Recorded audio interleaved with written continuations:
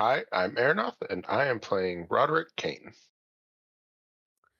Hey, I'm Legacy and I am playing Loretta Rain. I'm Luca, and I am playing Frederick Perler. I am Tink, and I'm playing Helena McLeod.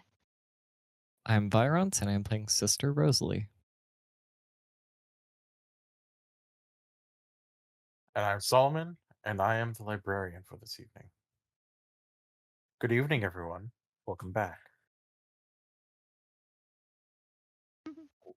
When we last left our investigators, after they had made some discoveries post fighting the little sisters, they had come together to figure out how to bring about the season known as Numa, which is known as the Labyrinth season. It is a season where things change, and certain individuals who otherwise are not able to move about the world come into being. One of these individuals is the keeper of a particular key, a very important key that they will need if they're hoping to seal away the crowned growth before it can reach into this history and begin to corrupt it. They began to make strides, putting together the ink that was required to write the letter itself. And the letter itself will have to be written shortly.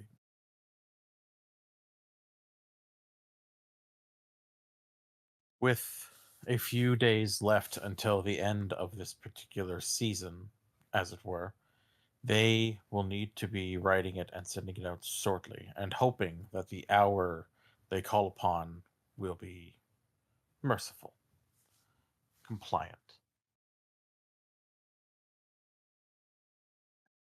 Everyone, I would like a determination roll, please. Mm. Okay.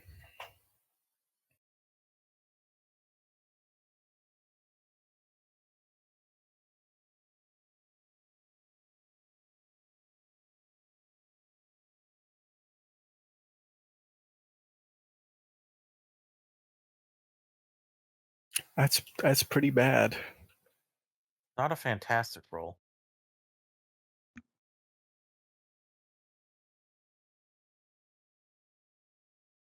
Nope.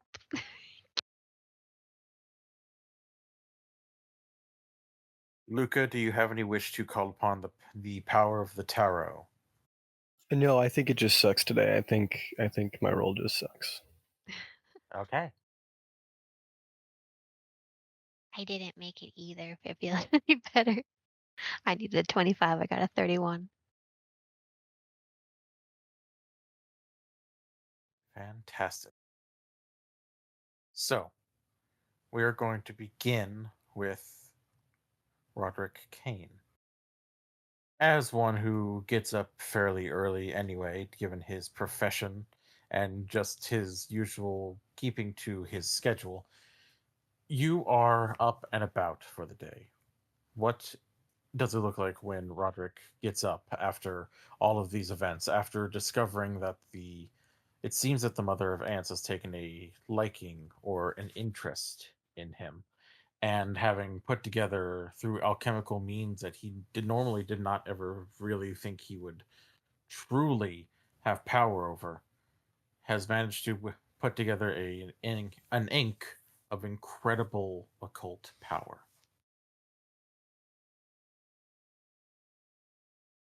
Uh, he'd most likely take a minute to himself going through the normal ritual, water on his face to try to help wake him up faster and clear the sleep out of his eyes. Getting himself a little bit tidied up and in proper clothing rather than sleep clothing before heading downstairs to check the main room.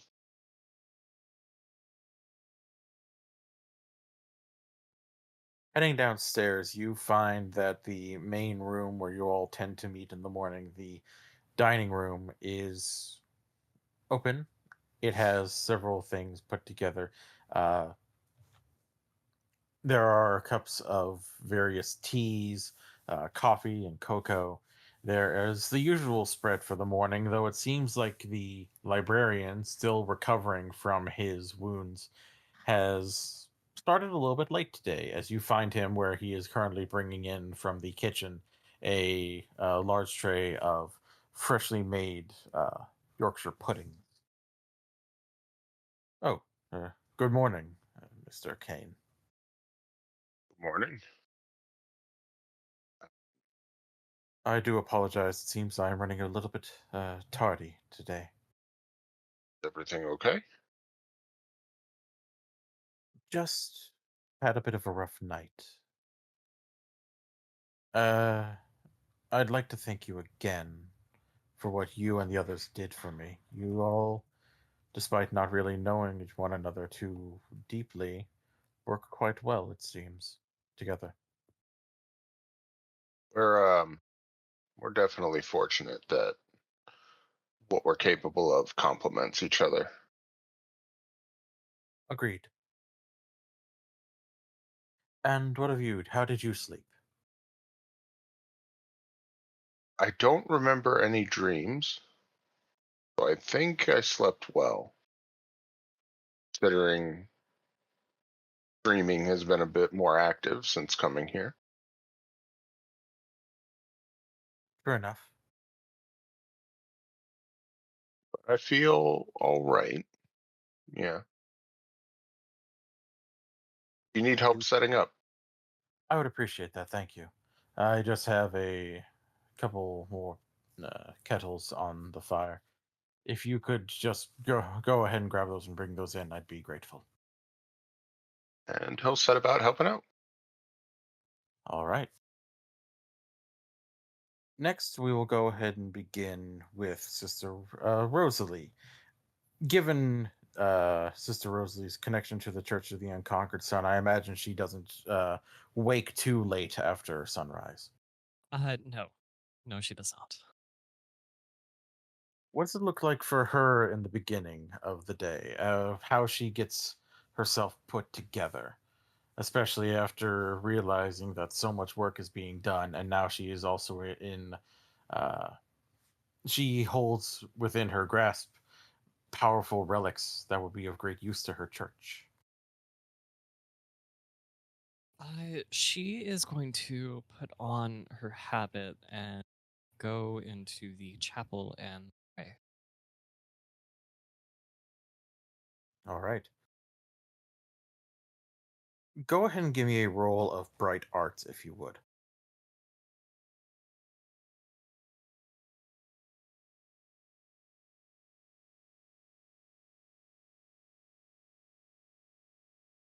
24 out of 90.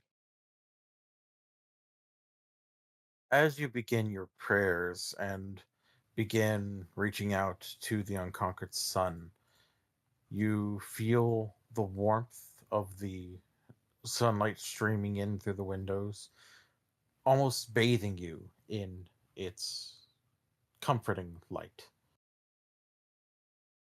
You feel as though you are righteous in what you are doing. You know that this is the correct path, that your deity, that the hour will guide you along to greater things, to your true purpose.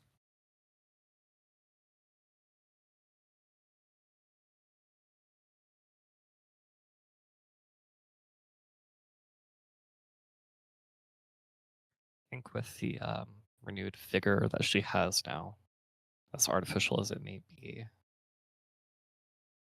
she is going to go down into the kitchen.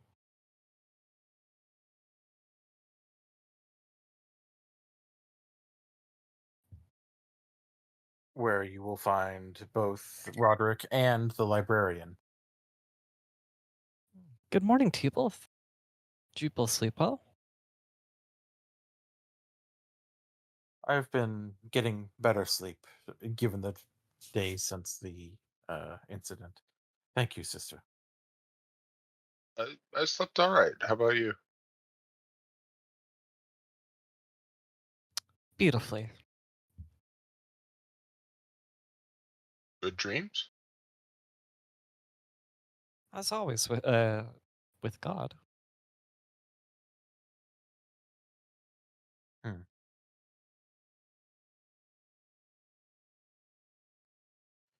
With Don't suppose that we have a plan for today, do we? well, I believe that you all have most of what you need. Someone just needs to begin writing the letter and sending it off to, well, where it needs to go. And then finishing up any preparations or any last minute conversations you may wish to have. I do feel that after Numa is upon us, it will not give a lot more room for us to mill about, as it were. We didn't have much of that to begin with, but True, true. And there are still a few days until the end of the season, so if you wanted to hold off on sending the letter, if you had any need or anything you wish to explore beforehand, then feel free. Just don't wait until after the season, because then we'll have to wait for that season to end.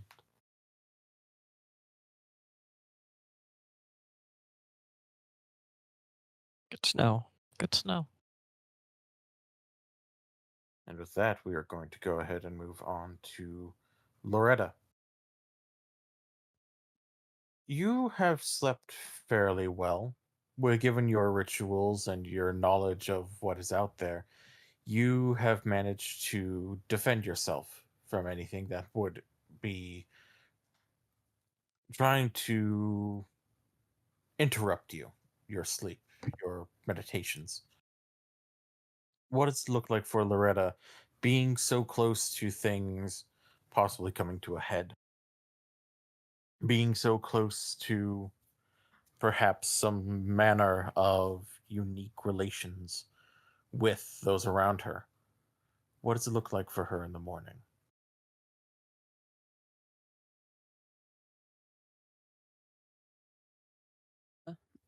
Loretta, um, when she wakes up, um, the first thing that she's going to do is just, again, scan her surroundings.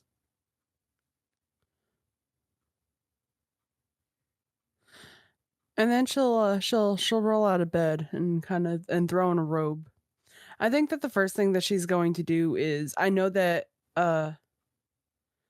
Roderick and her are gonna have some letters that they have to write soon. So I think what I'm gonna do is, I want to get a bit of a clear stance as to who it is that we're writing these letters to. I want to do a little bit of research to kind of jumpstart my morning, so I have information to bring to the party um, when it comes time for us to settle in and basically ask for help. All right. So you're going to head down to the library itself as opposed to heading to breakfast first. I'll pop in, get a quick cup of coffee, say good morning to those who might already be awake before I head to the library. Yes. Okay. You all see Loretta, as prim and proper as she is, making her way in to the kitchen, or well, into the dining room. She seems a bit hurried.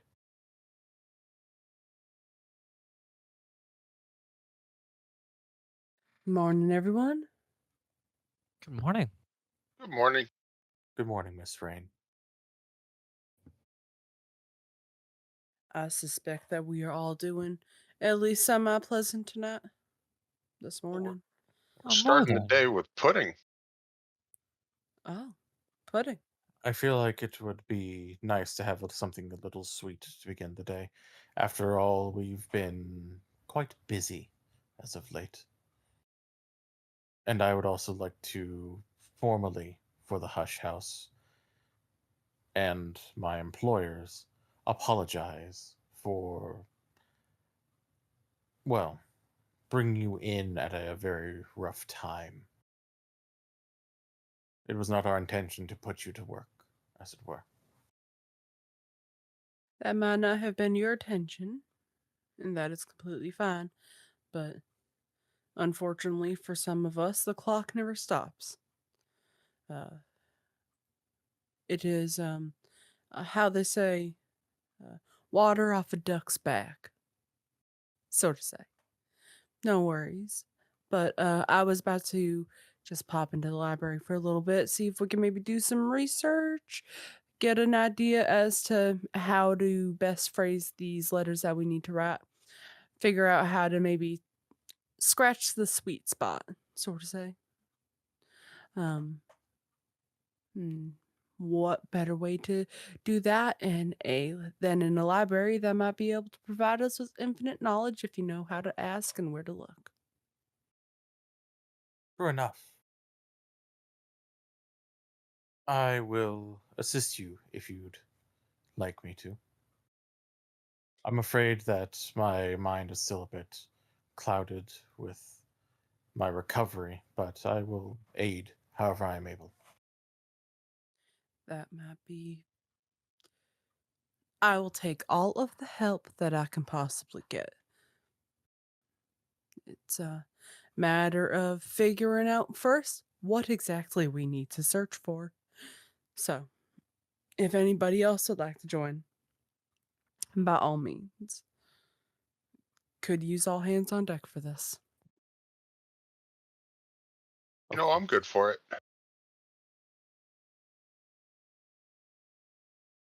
I'm fine. Alrighty. Well, y'all take your time with breakfast. I will see you all when I can. And she is going to just grab a cup of coffee and like a tiny bowl with like a half a scoop of pudding, and rush off the to the library. Very well.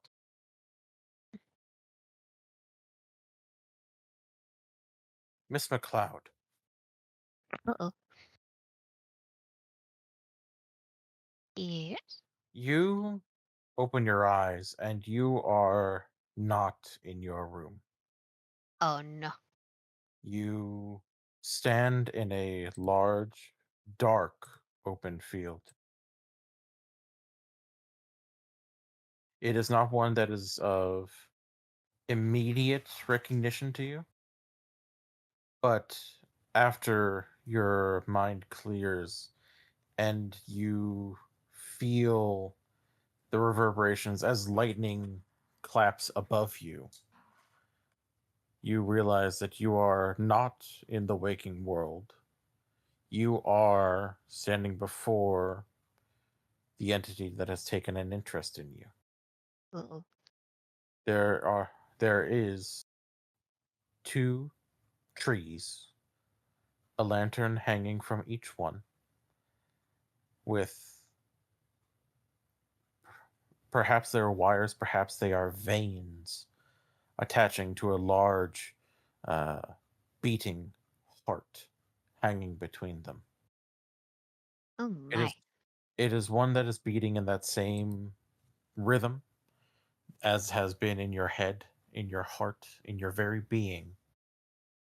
It is the Thunderskin. Mhm. There are a few others here, but they are more akin to silhouettes in the light of the lanterns and and in the flashes of lightning, as they seem to be forever caught in a dance. One that is different styles with each body, but almost working in tandem, in rhythm together, just portraying what they feel differently. Mhm.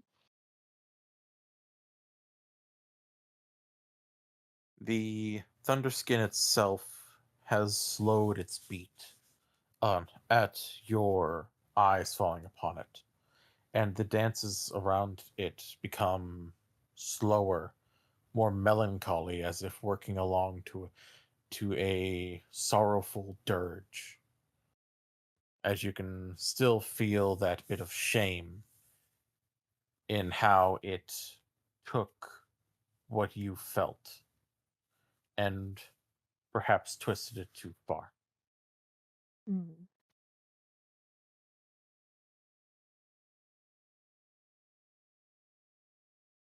You know from your own little bit of research that the Thunderskin reacts to sound and movement, to a preservation of the self and one's feelings. Mm-hmm. You feel as though perhaps a dance to show your feeling towards it would be more apt than any words. Oh. Let me double check something right quick. Take your time.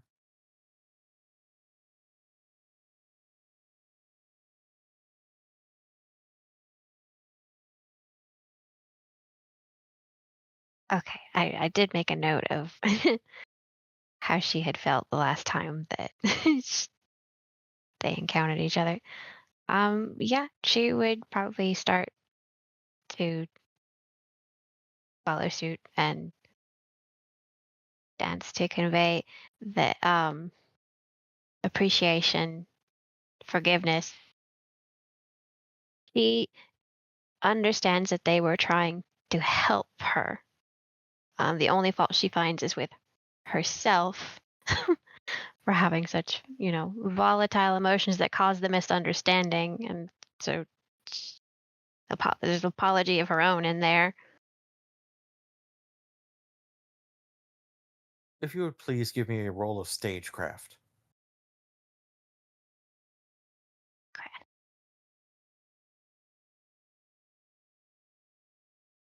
There it is. Okay.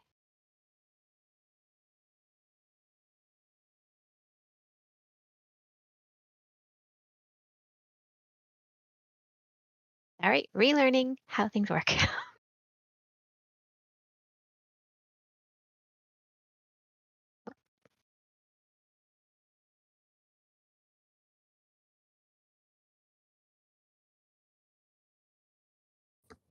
Good, I think.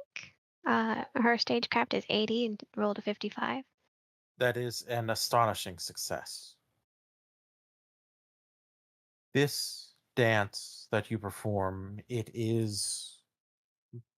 emotions are very vivid, but it's not a shout of them. It is a song. It's played very artfully, very gracefully, and you can feel the heart beating in time with your own intention.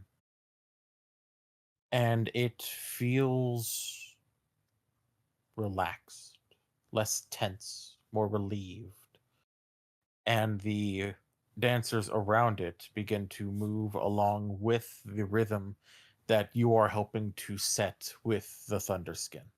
Mm-hmm. It's a greater understanding between the two of you.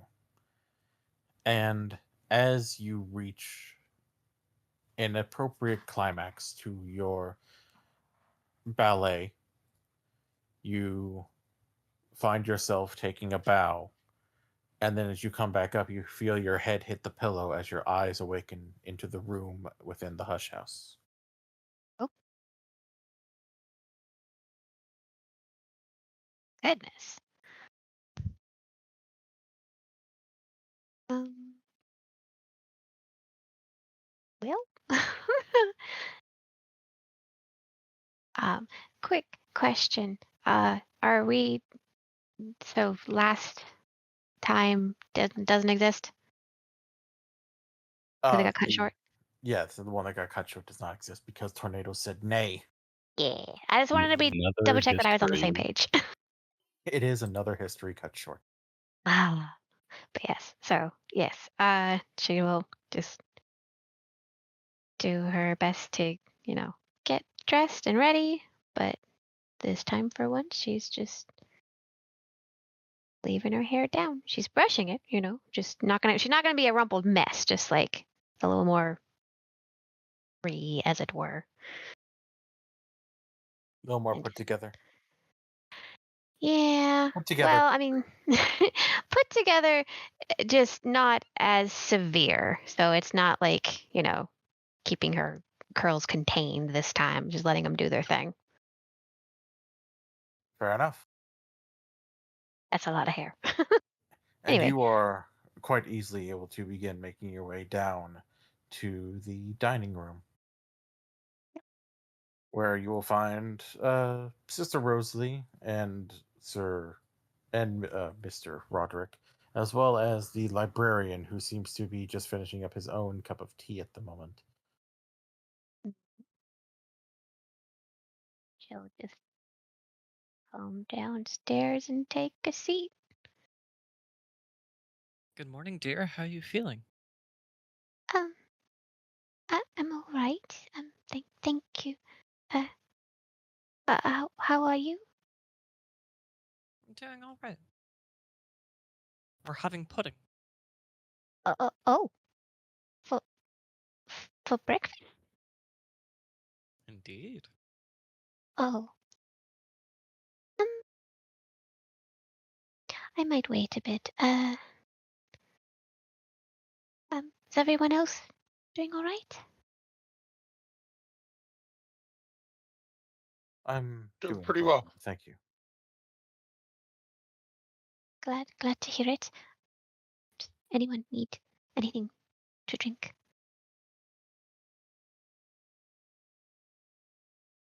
No, I'm okay. I'm all right. I'm working to currently just finish up my own tea, and then I will be joining Miss Rain within the library to assist in her studies. She wants to work to basically find the most that she can about what you all are preparing to do, summoning the labyrinth season in order to converse with the keeper of the key that you will need. Hmm. I I wanted to apologize for the any scene I may have caused recently. No apologies needed to me. You have not offended me at all. Uh, well, all right then. Um, well, or any unnecessary fuss.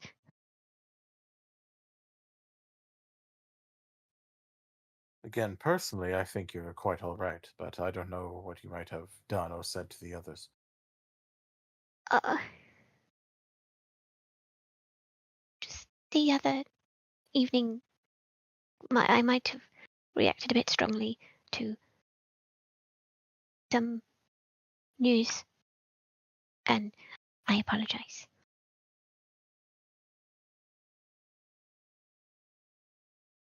Oh, do you mean fainting? No, you're fine. Yes, that. I'm so sorry. That was Dear, it's embarrassing. okay. No, nothing to be embarrassed about. It happens. Uh, Thank you. You're all very kind and patient. Thank you. Tea. I should get tea. Does anyone need tea? No, Sure. I'm fine.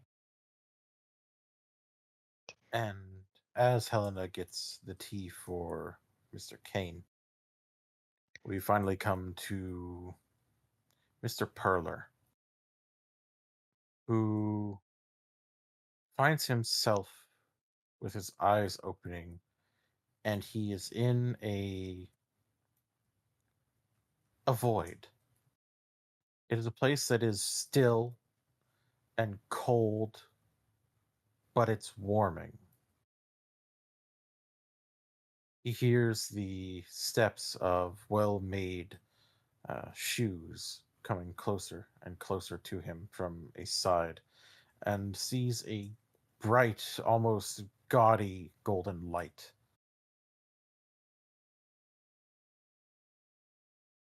Until he sees the yellow pinstripe suit and short pencil mustache of Mr. Lapidoff.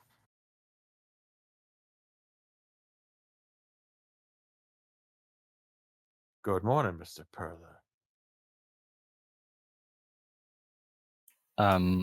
Fred looks around and kind of turns sort of slowly to Lapidoth.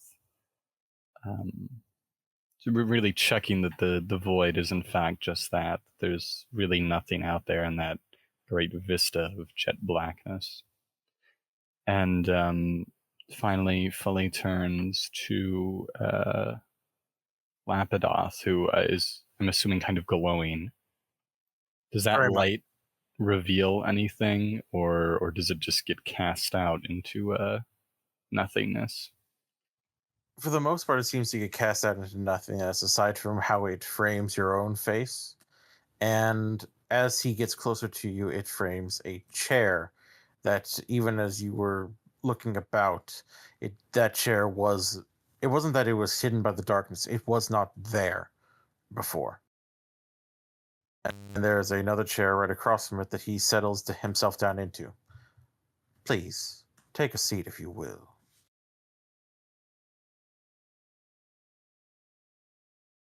Okay. Fred looks at the chair and sits, and he's continuing to scan the vista for anything. Kind of anything is preferable to making eye contact at this point, so he's just sort of pretending to stare off into a middle ground that really doesn't exist.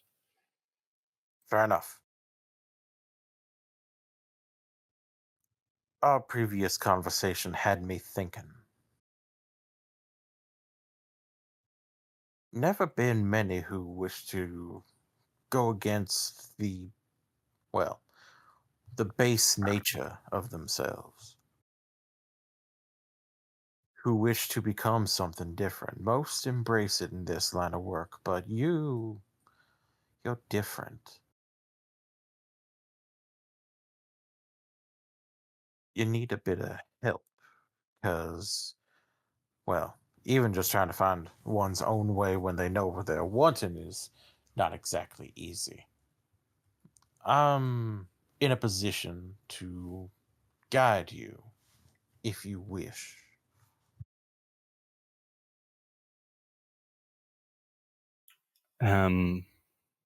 Fred considers the prompt for a moment, and kind of chuckles at the idea of defying one's base nature. And if this is a situation where people can hear thoughts, which I would assume probably is out here in the Mansus, or, the empty darkness of the void, really wherever the hell we are, Lapidoth might hear that Frederick thinks murder is well and beyond outside somebody's base nature, typically. But with that sort of snarky thought or comment or consideration, he'll make full eye contact with the glowing, impossible figure and ask, "Guidance. And what sort of guidance do you recommend exactly?" Well, mostly just trying to help you figure out what exactly it is you're wanting to be. You are not wanting to be still, so something not akin to the obliviates, I think, would be what you're looking for. You are not wanting to give or create silence and cold. And I don't imagine you're just wanting to get better and better at fighting to the point where it's almost second nature. So I do have to wonder, what exactly do you think you want to be, that you want to embody?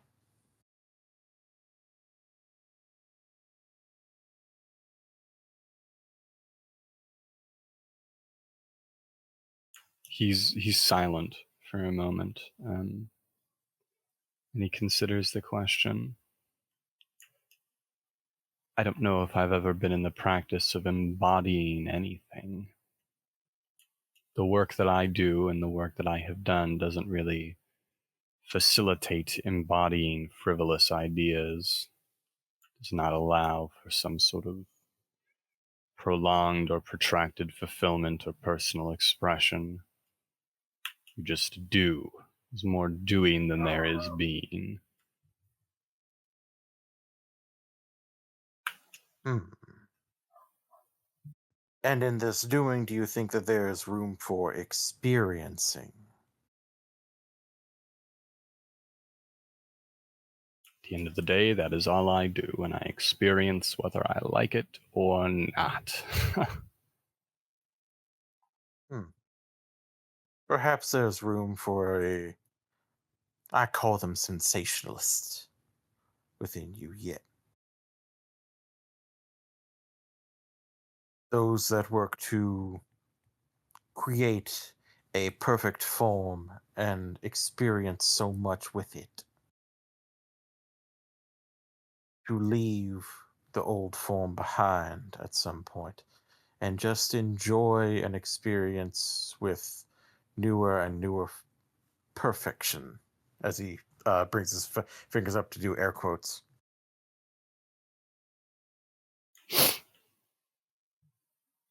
Oh. Generous.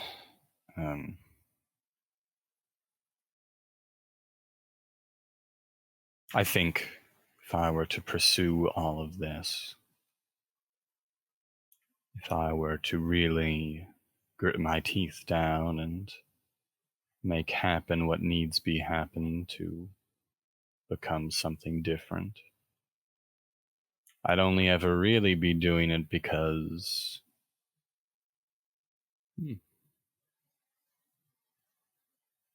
I want it to make sense, because I want it to be the end result, the hard labored fruit of the experience I was telling you about. If I experience all these things and then they chuck me in my grave at the end of the day, what was the point of all of it? What was the point of all the death and the misery and the running and the learning? A lot of learning, you'd be surprised. I want to know what all of that was for.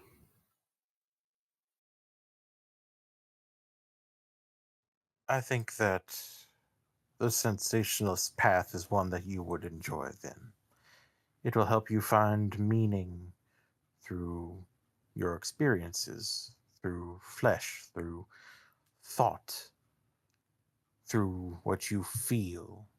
Good, bad, indifferent, everything gets you closer. At least from what I've spoken to other sensationalists about. Sensationalism, like a tabloid. You may be right.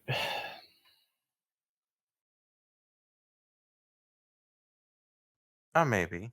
And of course, if I'm not, you got plenty of room to maneuver until you give yourself truly to one path.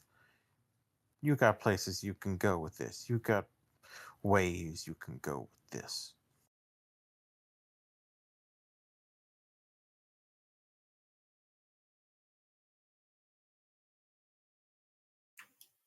In the Poikin world, would you mind telling me about what time it is now, Mr. Lapidoth? I believe right now it is getting right on about 7:15 in the morning. It's getting late for most of them.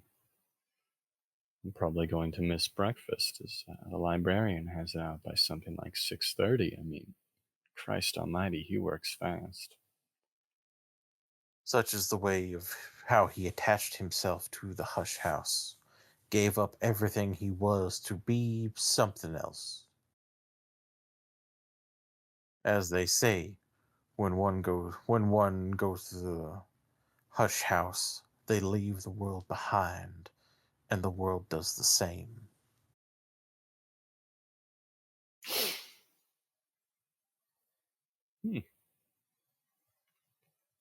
For now, just for the morning, I'm going to have to leave you behind, and I'm going to have to attend breakfast. We can't all be, and he sort of vaguely gestures to the glowing form. We can't all be like that. The rest of us do have to eat something. Food. It's been a long time since I had to worry about such things. Lacking a physical body will do that, but do go. Enjoy yourself. And again, you know how to call me if you need me. Just be seen about that. And I would assume thereafter, with nothing else to say, that light in the dark flickers out. And as you stand up, you find yourself once again in your bed, looking up at the ceiling as your eyes have opened.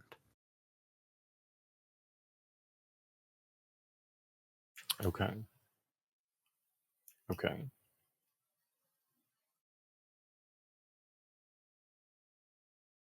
Fred looks around his room at his handful of possessions, and he kind of considers them for a second, and he considers the way they reflect on his life. The Oxfords, the switchblade, and the long rifle. And he gets up, and he slips his pants on and his shirt. No overcoat today, and no blazer. He puts his Oxfords on, and they're not tied. And he walks down to breakfast in a state of some dishevelment. And at breakfast, you will see not the librarian, but you will see Sister Rosalie, Mrs. McLeod, and Mr. Kane, all enjoying what's left of the breakfast and the various beverages available to them.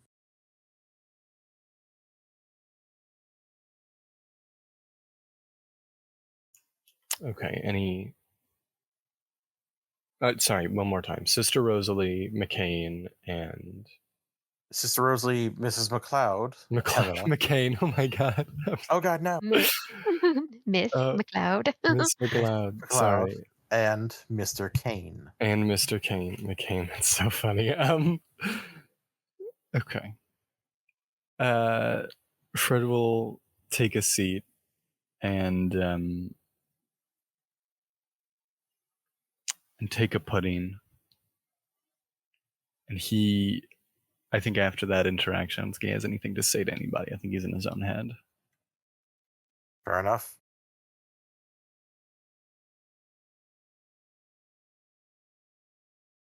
You all do just see Mr. Perler just come in, disheveled, kind of a longer look in his eye as he just seems to sit down, grab a pudding, and just start munching away quietly.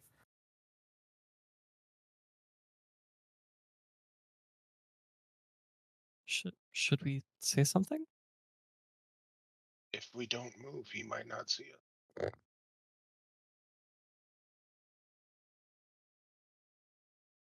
And then Roderick will clear his throat. Good morning. You sleep all right?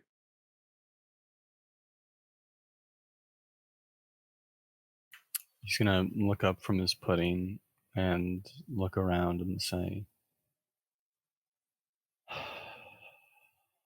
I've really reached my upper limit for tolerance of the weird dreams I have in this place.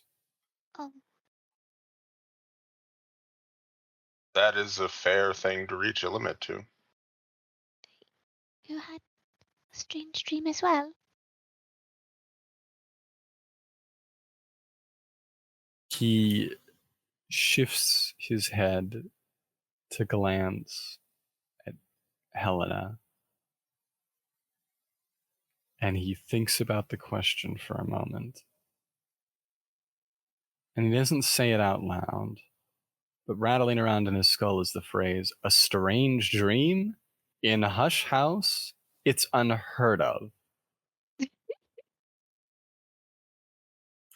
And he kind of narrows his eyes at Helena. Says, Oh. yes, I did have a strange dream. The strangest.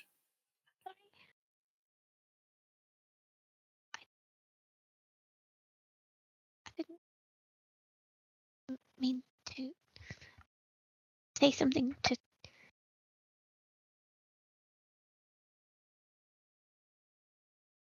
I'm sorry. And with that snide outburst, he returns to his pudding.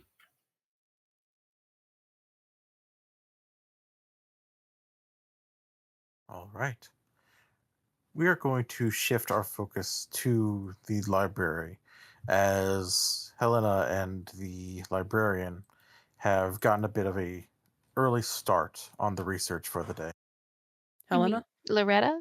That's the You one. mean Loretta? Wow. Names have seemed to escape most of us today.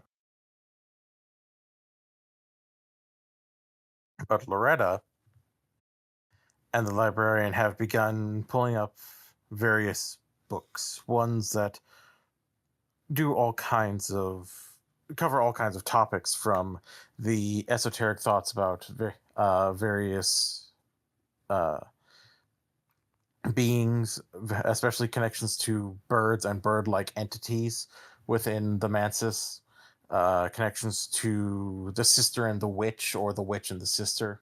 It's very hard to tell sometimes, given that they are two entities, but also one. And then, of course, of great traveling transient individuals that know perhaps a bit more and are capable of much more than their title might give them. With the studying that they've done so far, they know that that to get this done, the actual petition will have to be sent in hopes of getting help from one of three of the hours. There is asking for assistance from the vagabond, trying to get its attention, given that it has no dominion over Numa, but knows it better than most. They could try to call upon the sister and the witch, focusing on the knowledge that the sister has and the magics at play to be able to bring Numa closer. Or to call upon the power of the beach crow, who, as one who is quite capable of finding, could find the season itself and bring it for a small pittance. The librarian closes up the last book that he had begun to open and take quick notes of, and just brings his hand to his mouth and coughs rather hoarsely. I'm sorry, Loretta. Just still last bits of the recovery. And Loretta, you can see that the handkerchief that he brought to his mouth does have a little bit of blood on it. You aren't well. I don't know if I'm going to be well again until everything is calmed down and I can focus on my recovery, but I can't just be bedridden. I can't just let the hush house be in danger and not work to do something about it. Maybe you can't be bedridden, but you shouldn't be over exacerbating yourself. You're gonna end up exhausted. You're not gonna heal properly. Your lungs will scar. Don't do that to yourself. Because if you do that to yourself, and you hurt yourself beyond the point of repair, then what was it all for? Then the hush house would be left without their librarian.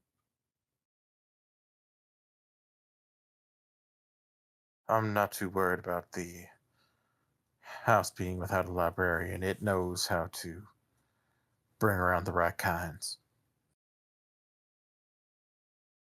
It will find who it needs. And right now, it needs you. Therefore, you need to calm down. I know that's a lot to ask, but you're coughing up blood like somebody with tuberculosis.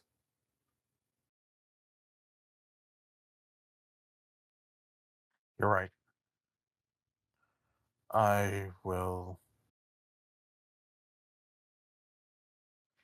may ask for the nice couple down the way to take care of the food for a little while, and I'll focus on aiding in research and discussion with any other guests we may call here.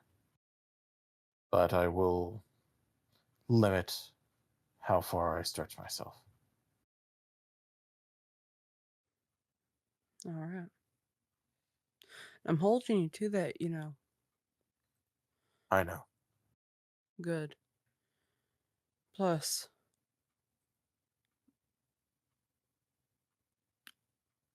God forbid there's something that is watching and waiting for you to be even more injured than you already are. You need to be ready to kind of pop up and spring up, and you're not going to do that when you're running around this house like a chicken with its head cut off. Therefore, I am expressing my authority over you, which is absolutely none, to tell you that I demand that you take a step back and focus on recentering yourself and getting better. Or so help me, whatever entity is out there that is watching you, it might have your head and then mine.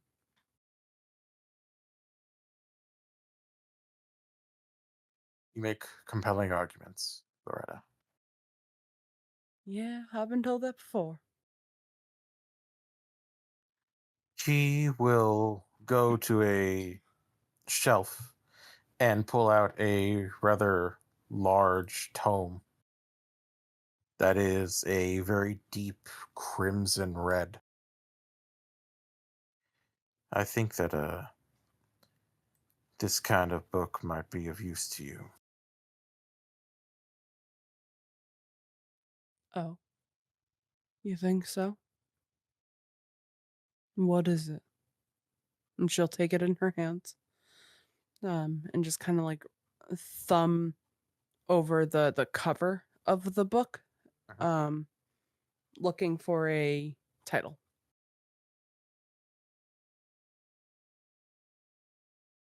As you look over it, you can feel the power within it.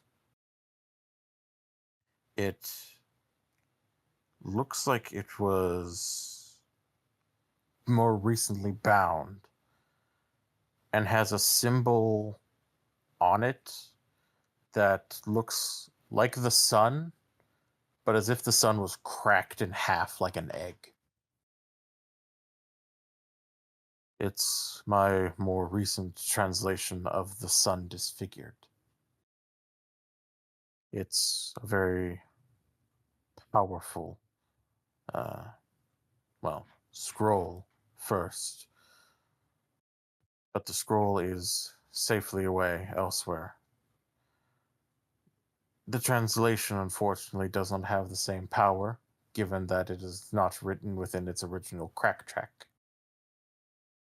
But I figured that this would be a much easier read, and then later on, perhaps I can give you the scroll so you can feel something greater.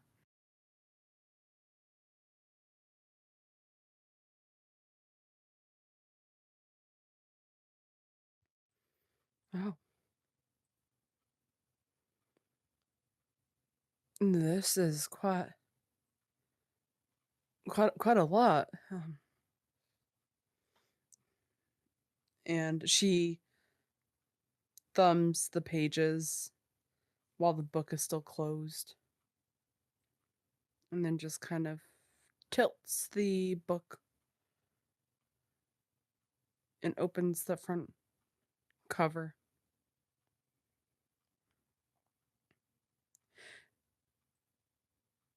You didn't have to go through the trouble. I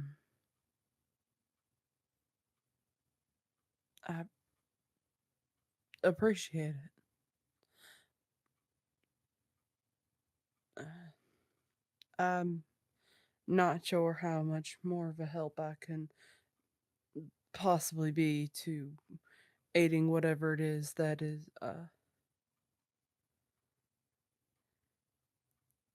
I don't know how much more I'm going to be able to help with the crown growth. Only thing that I've got is my ritual magic, and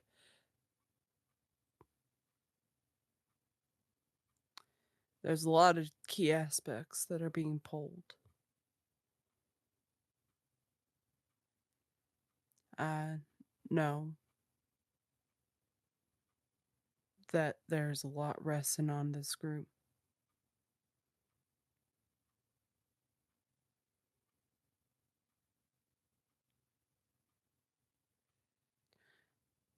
And maybe I might be a bit selfish, but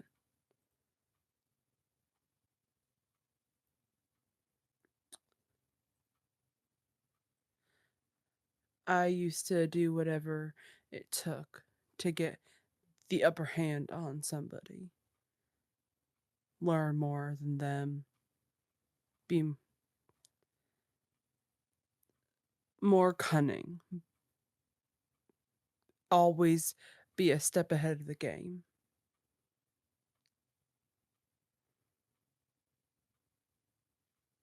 It's nice to finally know someone who's able to kind of meet me up at the level that I'm supposed to be at, that I want to be at.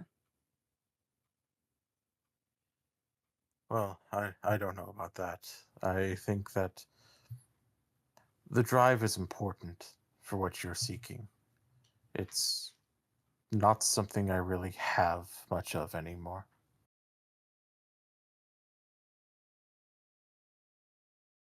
You do. Everybody does. It's whether or not they're willing to admit that they need to open themselves up more.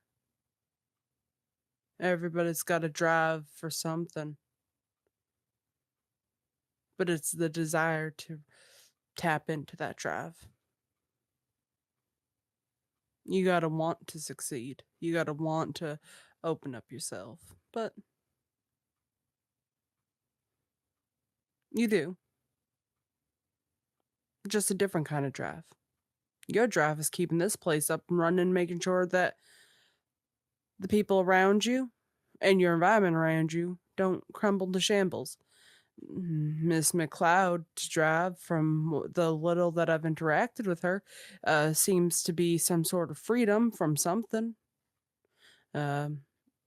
Roderick's is a bit more vague.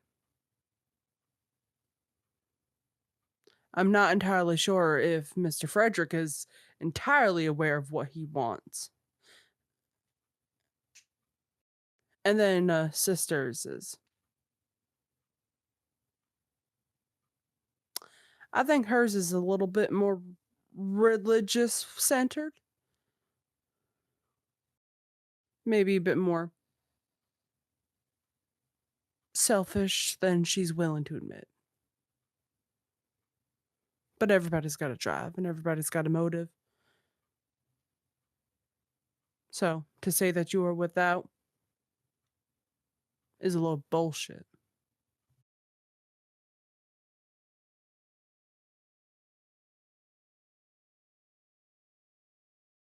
Loretta, Uh-huh.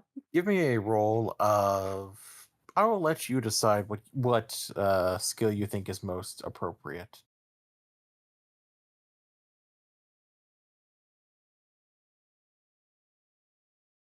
For what? It's for convincing, a bit of convincing, a bit of getting him to agree with you. If you can, we can just go. We can just play it safe and make it a lure. I was gonna say allure, so yeah. There you go.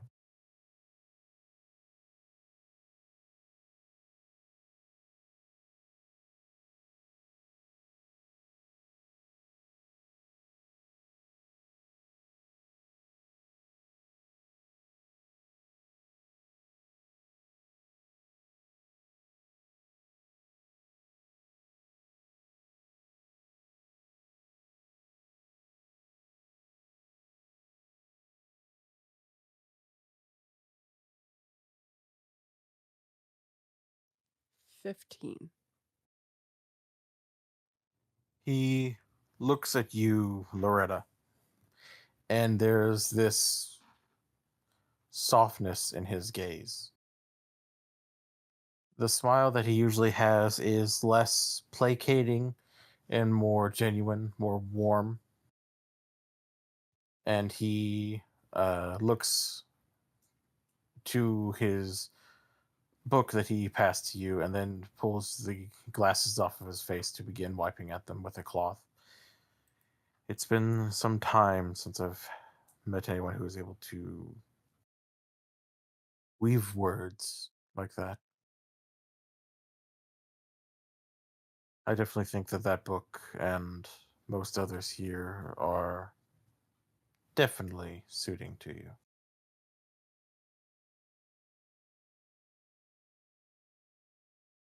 Fine.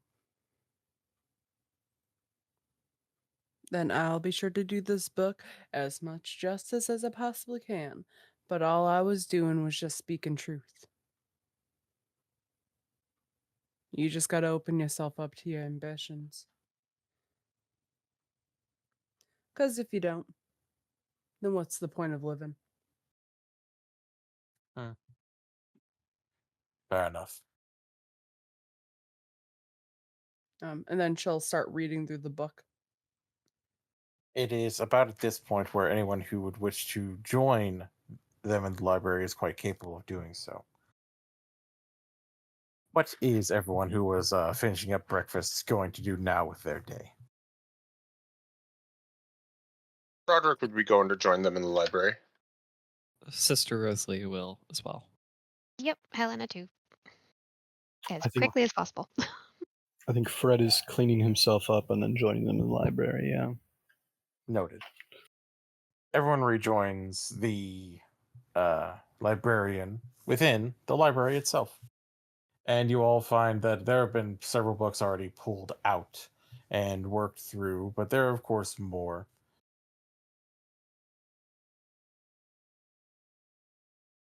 Welcome. I think it would be best if Miss Loretta take the lead with this. I think it best if I play a more auxiliary role, given I'm still recovering. Yes, now go sit. She eyes him like the side eye. And he will Side-eye. The bombastic side eye. he will smile and move to take a seat in a very comfortable looking lounger. All right, everybody. The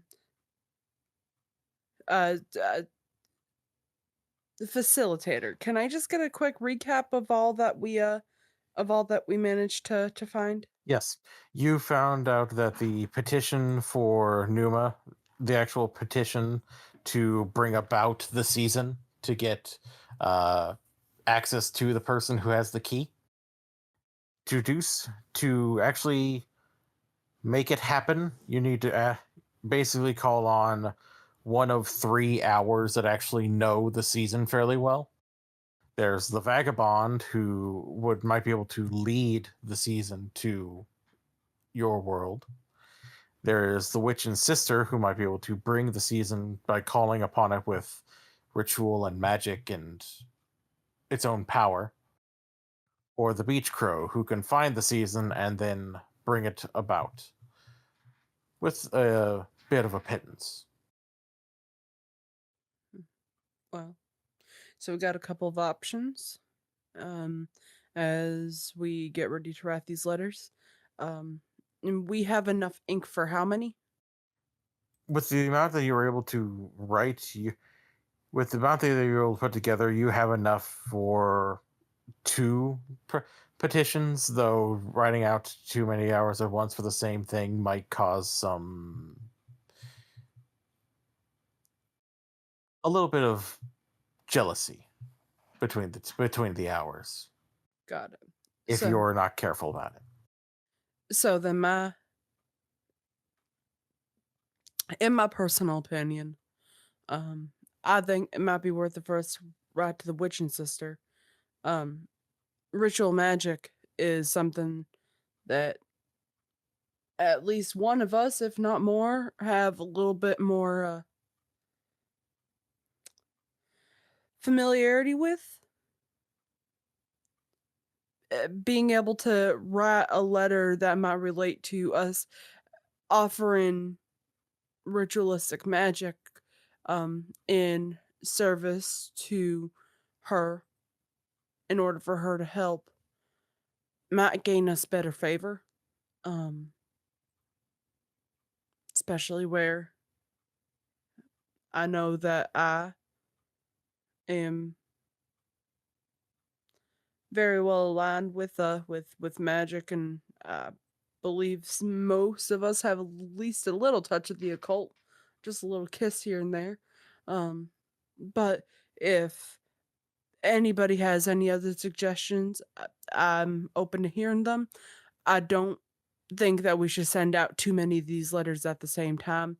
If we do, other hours might get pissy that we're trying to recruit help from a couple different sides.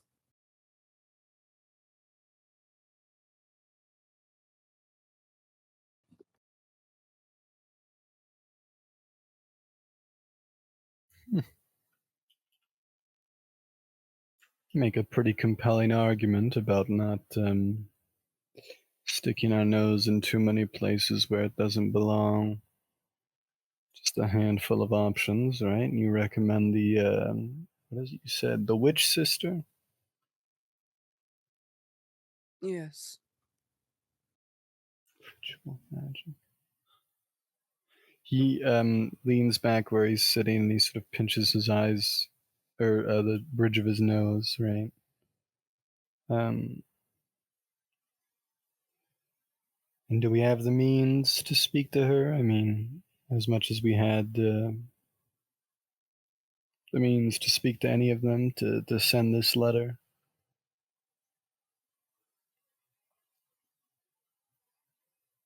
We've got ink and there's text on how we can best appeal to her.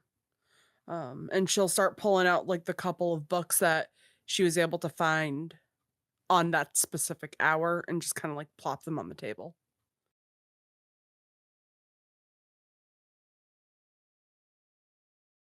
So if we all do a little bit of reading and we draft this letter, I believe that the one who is better able to draft this is Roderick.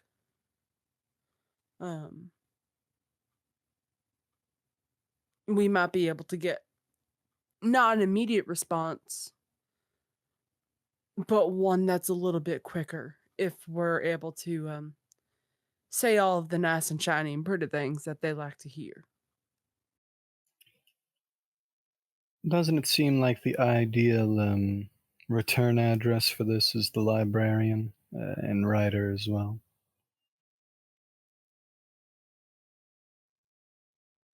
Facilitator? The librarian speaks up. The hours themselves know that those within the hush house can all utilize what is here. You could say that it would be better for me to write it, but it would honestly be good for any of you to write it. So long as you are all putting your true desires into these words. You aren't distracted, aren't focused elsewhere. Roderick can write it. Miss McLeod can write it.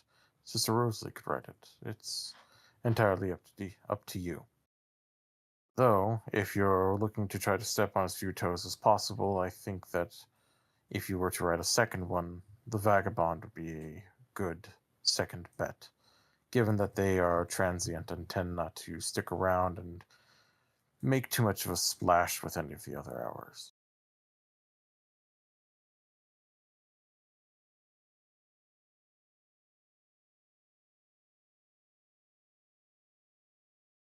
But yes, the return address would be the Hush House. Well, that it seems like we've got our work cut out for us. It's all the same to you. I don't think I'll have any hand in writing the letters. There's something about being distracted. I haven't slept well in a few days now, actually. I don't think I'm the best candidate. I still, point in fact, think that the one that should write it is Roderick. And what does Roderick think about that? Well, I can give it a shot.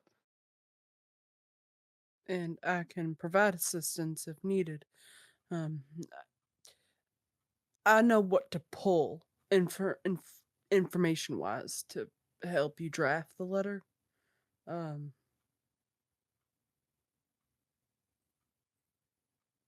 And if anybody else would like to help, here are the stack of books on the sister.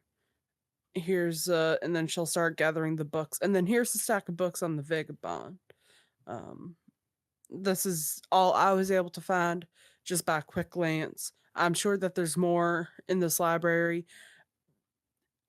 I was a little bit distracted, and so I didn't have a chance to thoroughly search.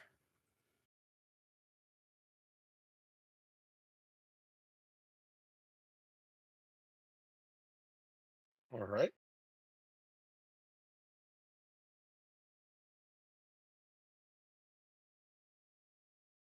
If I can make a suggestion,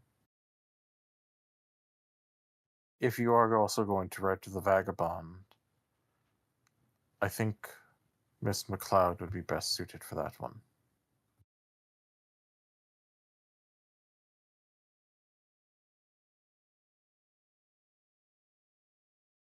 And he will look at Helena.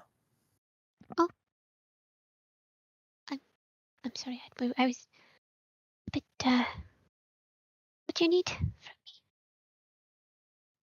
Oh, I was just saying that if we are going to be writing two of these, one to 1 hour and another to a second, I would suggest you to be the one to write to the vagabond. Me? Yes.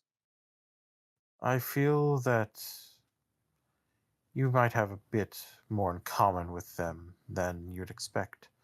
She is a wanderer, someone who doesn't really have much dominion anywhere,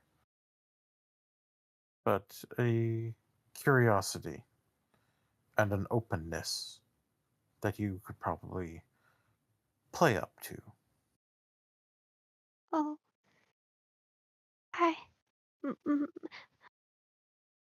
But what if I say the wrong thing? I'm not very good at. I tend to make people upset when I speak.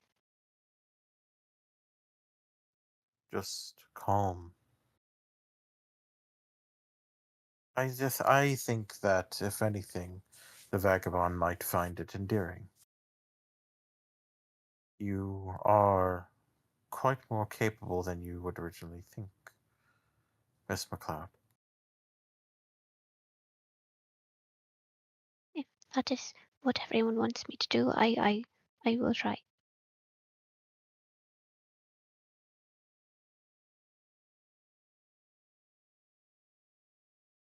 Well, honey, I mean, if he's saying that he recommends you to do it,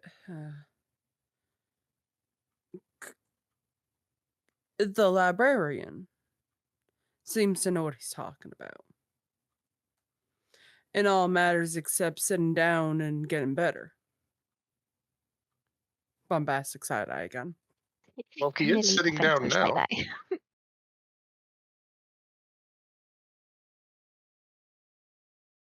Bombastic side eye to Roderick too.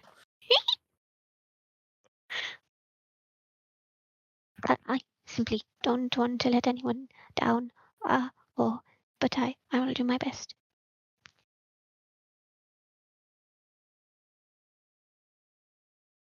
And that is all we can ask. But I have no doubt in my mind that you are going to do wonderful. And if you need a researcher, I offer my services to you as well. Oh, yes, please. If it's not too much Of course not. Luckily for you, I know a thing or two about. And then she'll just gesture to all of the books. You just gestured to all of this. Just gestures vaguely into the air. It's like the spinning at the sound of music. Yeah.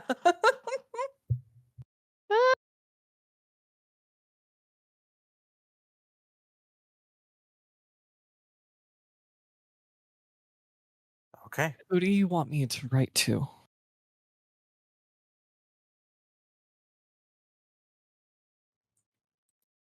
I personally think it would behoove you to write a letter asking for more spiritual support from the church.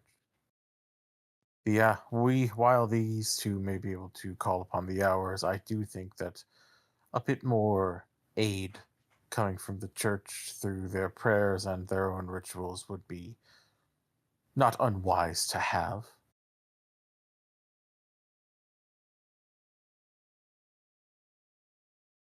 Wouldn't you agree, Miss Loretta? Yes, definitely. Getting as much religious support as we can, especially seeing as soon enough we're going to be going into, well, I don't want to call it battle physical wise, but we are looking at taking down something that is a little bit wildly unknown to many people. Religious support and guidance in any capacity might do us all a little bit of good. And if you've got any in with the church on this island, you might be the one that'd be able to properly guide us.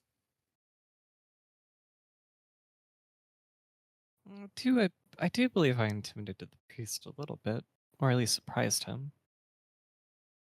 He was the first person I talked to when I came here. However, Then you are most certainly going to be needed for that. however, I will write to my church back in England. Very well.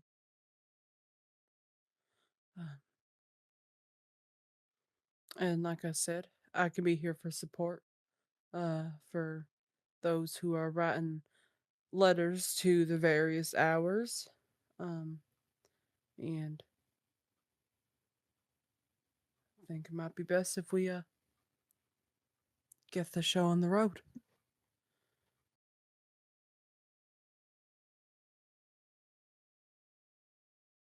Right.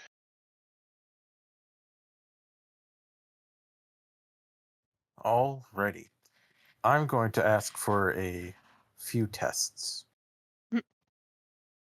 From Roderick, I would like you to give me a roll of night arts, if you would. And I will give you one level of advantage, so you'll be at a +10. Okie dokie. From Helena, Mm. I will leave the choice of skill that you utilize up to you. How do you think Helena would work to appeal to the vagabond, a transient entity that wishes to explore constantly, to never really stop at one place, but constantly willing to move?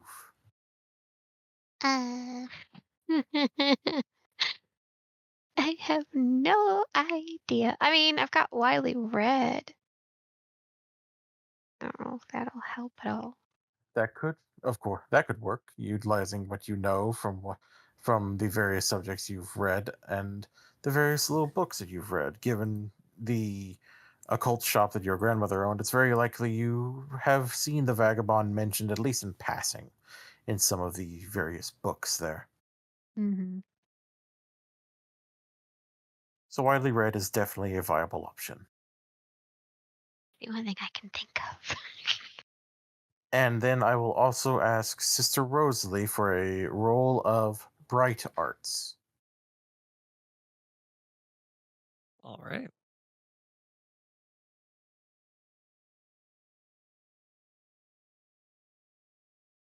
Not bad. My I 92 succeeded. My 92 is a success because of that plus 10.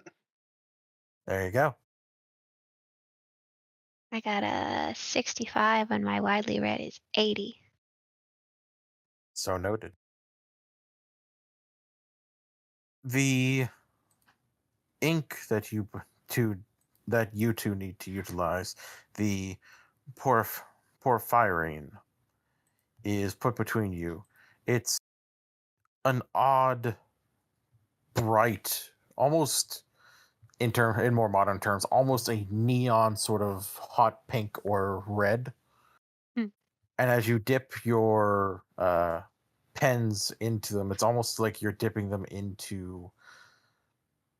It's not blood, but it's definitely thicker than most inks. And beginning to write out on the papers that you have at hand. The words just seem to flow from your hands. The back of your hand, Roderick, almost feels caressed, held, guided a bit by a series of larger hands, like 2 or 3 that come to hold your hand and play along with it. The something in your very essence, Helena, seems to give you a rhythm with which to write to. Mm-hmm.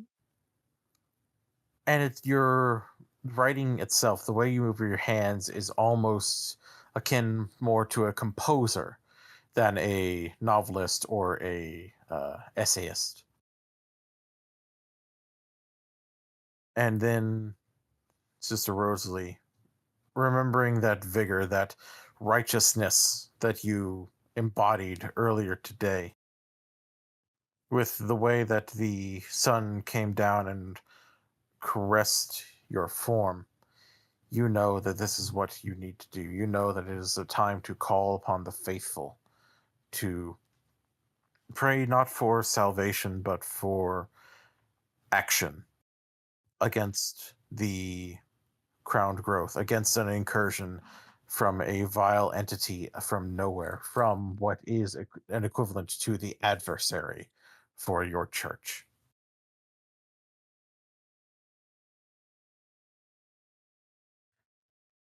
Your letter is the first done, and it is something you are proud of. It is a well-written call to the faithful.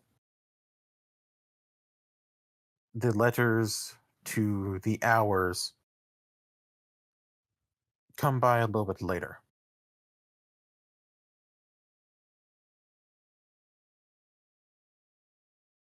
It is almost lunchtime by the time you all finish writing, given that it is closer to a series of petitions than just simple letters.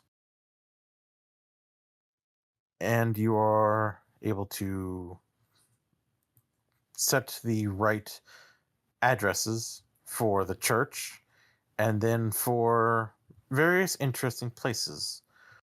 The address for the sister and witch goes to what seems to be a remote part of Italy, while the address for the vagabond is set to go to Alexandria at the current time.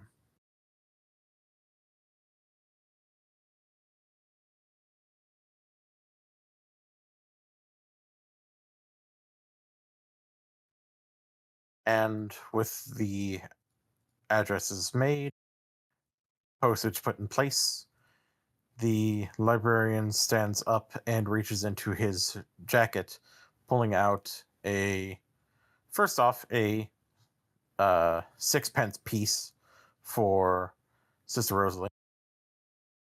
This should cover the rest of the postage needed for your letter, sister. Thank you.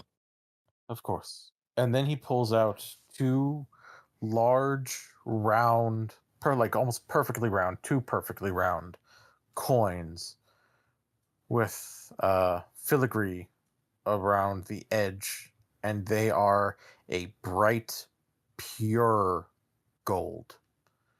And he holds the coins out, one to Roderick and one to Helena.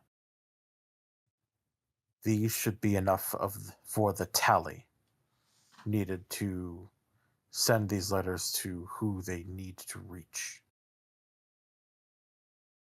You will not get change back.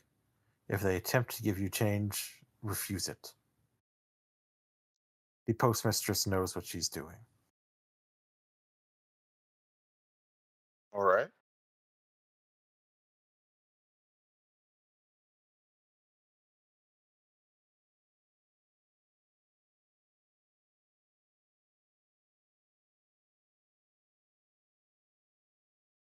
I would love to join you, but I feel like I need to stay here, or else I'll be yelled at again. And he just looks to Loretta.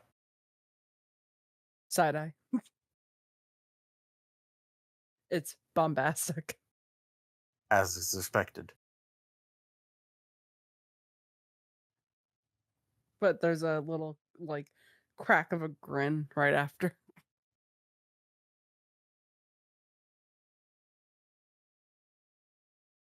I will be here when you return.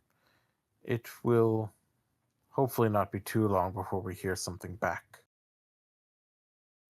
And until then, if there's anything else I can do to aid you, do not hesitate to ask. Please. Thank you. Of course. And he will head off to take a small siesta. And as the rest of you head to the post mistress, this is where we will go ahead and take our 10-minute break.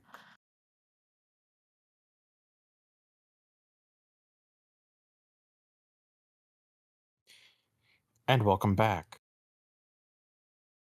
With the librarian having gone to take care of his own health and rest up a little bit more in the comfort of his own quarters, the investigators have headed off to the postmistress's house.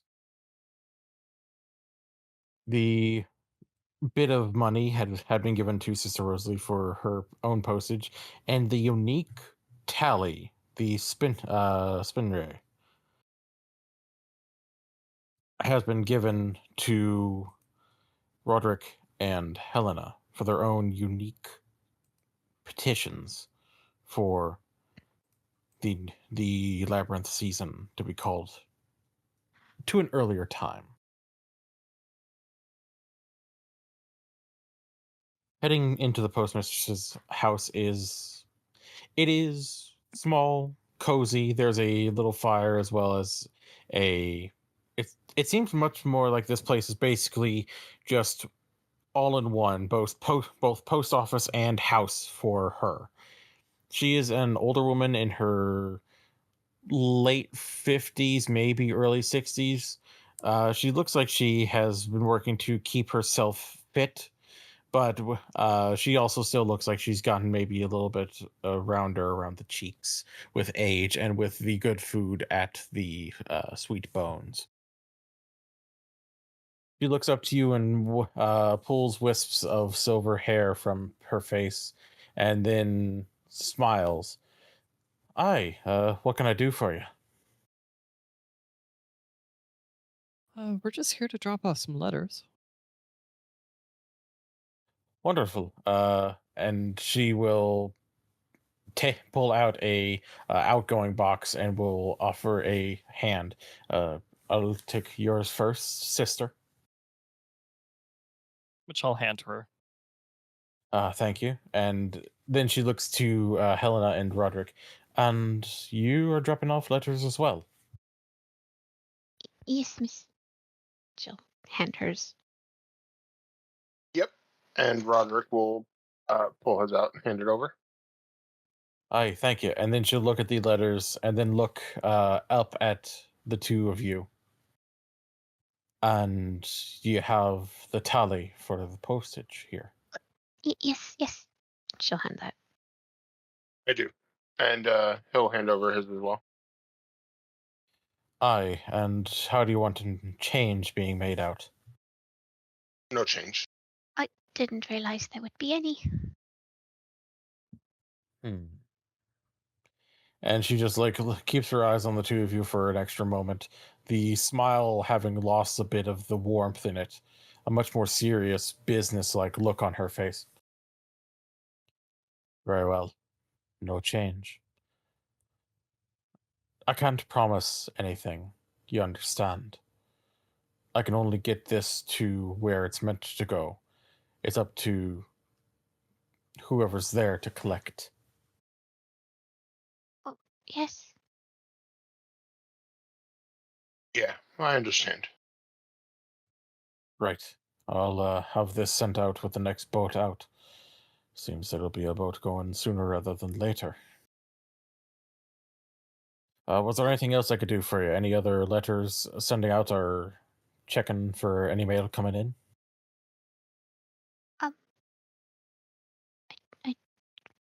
I suppose we could check if there is anything for us. Did we do or say something wrong? No, dear, it's quite all right. It's not often I get letters like this and postage like this. It's, Unusual. to say the least. The librarian and his type, they come around here with these fancy coins. It's not often I get it, but I understand the severity of when it comes across my table. And Roderick Very- will nod at that. Very grateful for your help.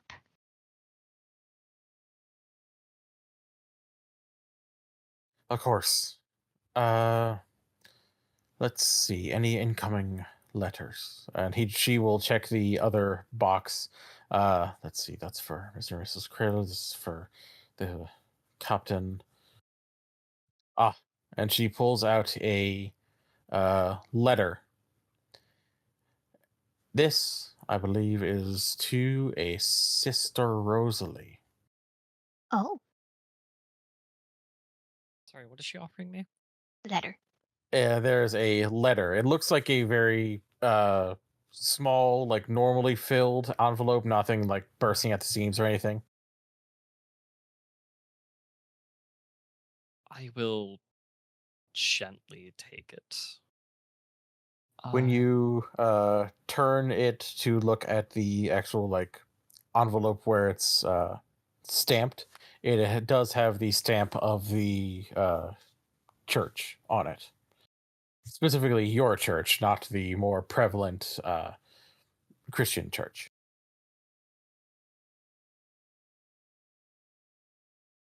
All right. Thank you. Of course. If that'll be all, then I'll go ahead and work to get this sent out. And she begins heading over to a small telegraph station, and will begin basically typing out a message.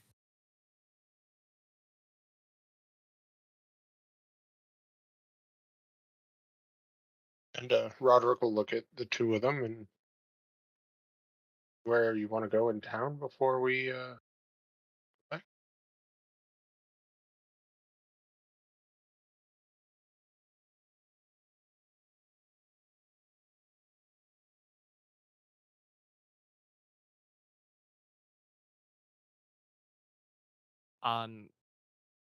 After we get outside the post office, I am going to wander away a little bit to where they can still see me, but it's kind of clear I don't want to be talked to, and I'm going to open up the letter. Fair enough. And we will get to the contents of that letter in a moment. As I have a question. Did anyone else come with you, or was it all just those dropping off letters that went to the postmistress? Did Loretta or Frederick, or Frederick, go to join them? I think Frederick probably hung back for that one. Alrighty. I think Loretta hung back as well. She's got a book she wants to read. Makes sense. While you're reading that book, please a roll of night arts.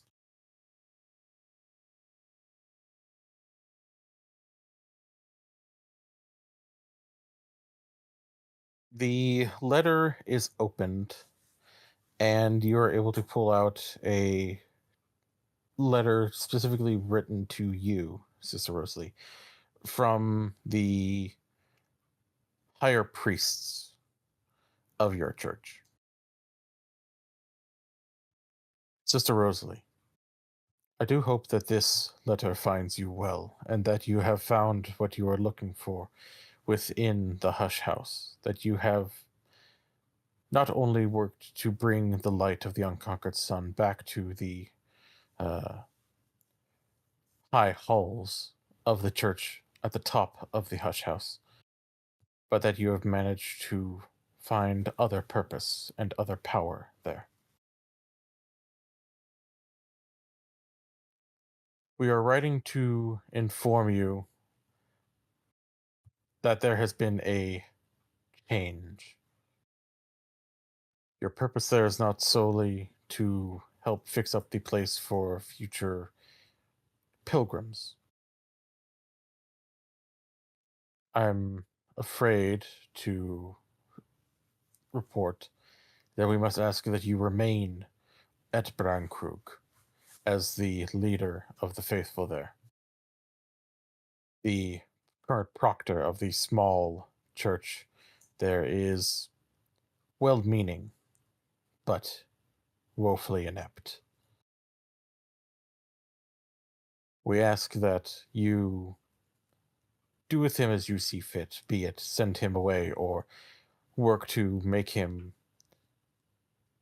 an assistant to you. Know that we do not ask this burden be put upon you lightly.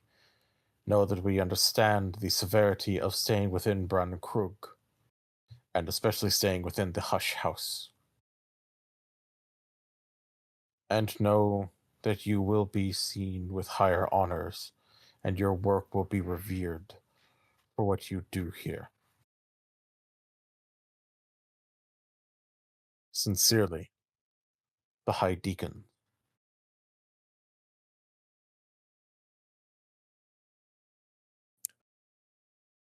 I will have a very sad and depressed word will like adopt on her face as she's kind of settled with her responsibility that she wasn't exactly looking for at the time.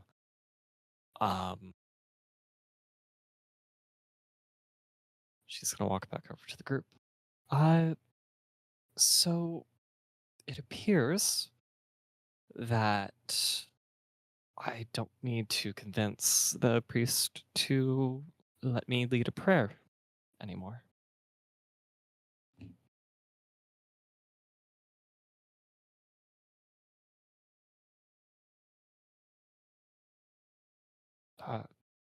I am now the spiritual leader of the city, or at least of the island.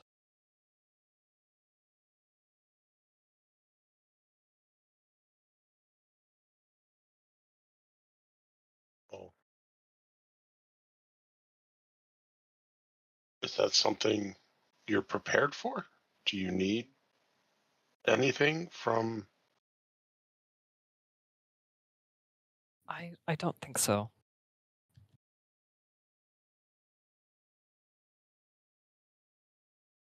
Congratulations? You don't sound happy. I'm not exactly certain.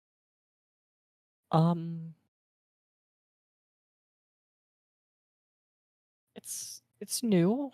I was expecting to go back and continue my duties back home, but I guess I will carry out my duties here. What Probably do with you- the same level of commitment that I did before. But what do you want to do?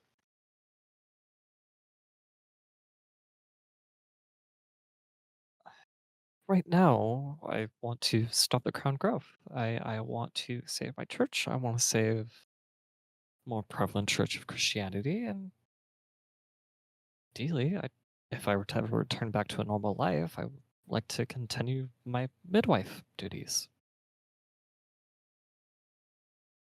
Well, once we settle what it is we need to do, maybe think a bit more on what it is that you want.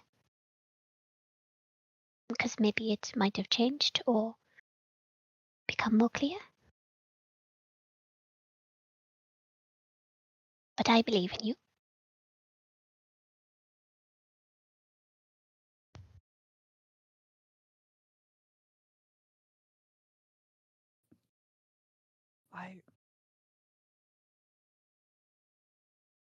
Let's just return to the house for now. Oh, I'm sorry. Yes.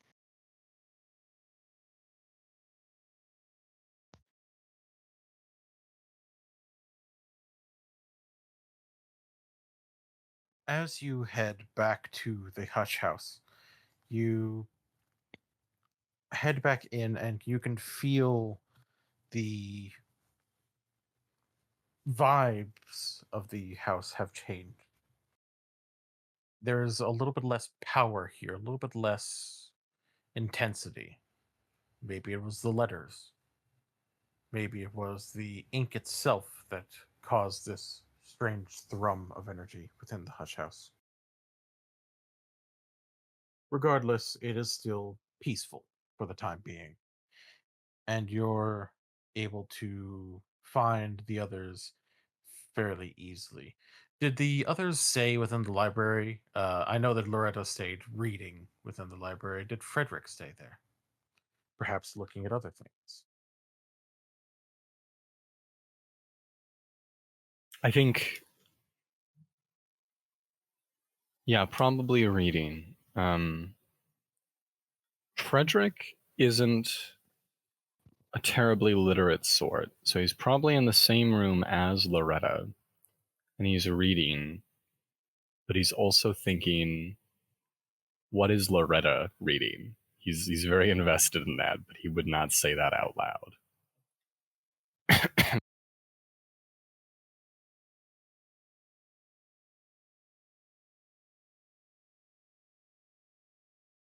And does Loretta notice this, or is she fully enraptured in the power of the book at her fingertips? I feel like she would be fully enraptured in what she's reading. Maybe once in a while, for very, very brief intervals, she might like glance up, look around, and then glance back down. But she's in by no ways is that her really paying attention. It's just like a quick, okay. Nobody's on fire. Nobody's coming looking for me. So I'm just gonna go back to my book. Fair enough.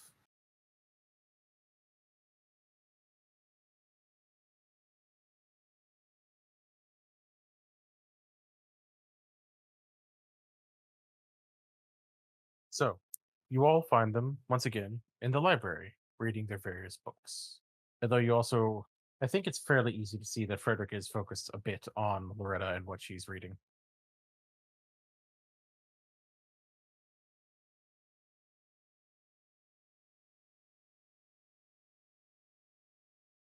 So how have things been here?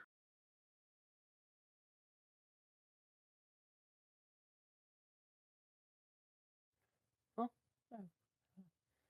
well, it's been good.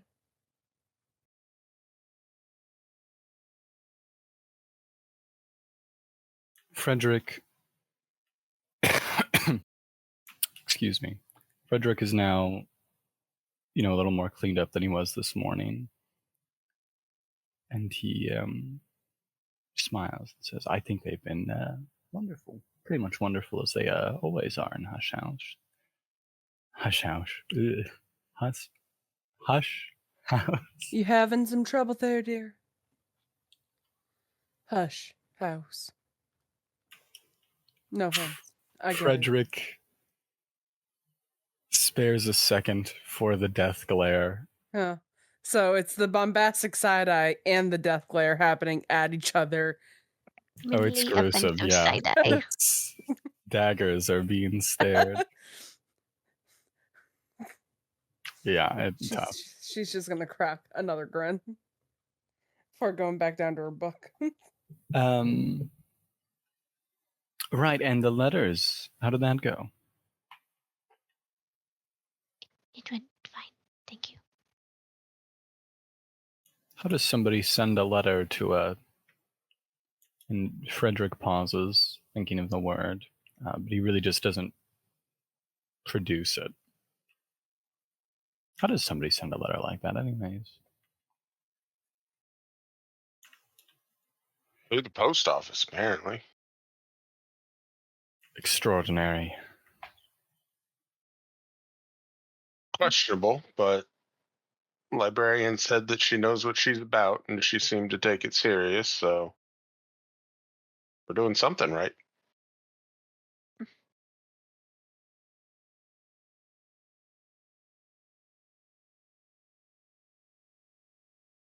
Um,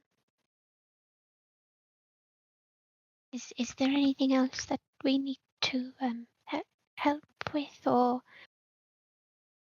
no?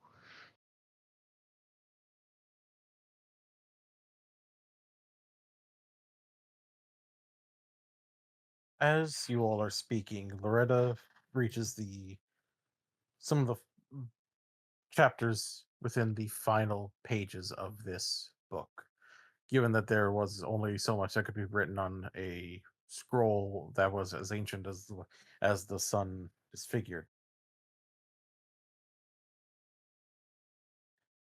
And she feels this intense surge of energy within her. It is a unique kind of light, an epiphany that almost feels like a rush of bliss through the system, not just the mind, but the body, from from fingertips to head to toe tips. It feels like light and history are working together in one.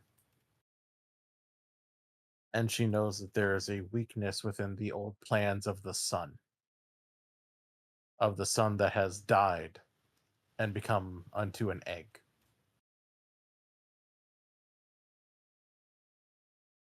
And with the completion of this smaller chapter, she finds herself more adamant. Legacy, if you would please increase Loretta's determination by 5. Sure thing. She's feeling awfully determined right now, everybody.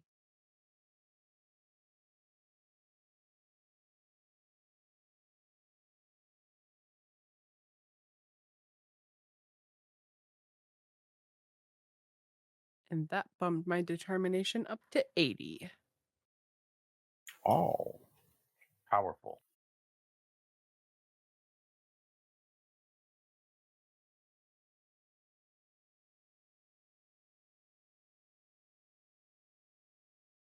Well, that was invigorating. And she's going to close the book and just keep it tucked under her arm, almost as if she's like guarding it with her life.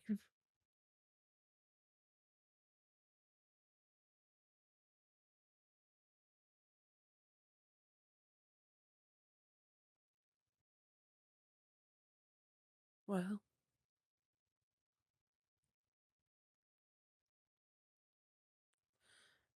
I guess all we do now is just wait for a response. Hopefully, if we're lucky,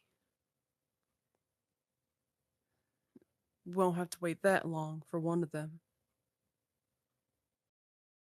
Mm. We don't need to worry about the church in the area, or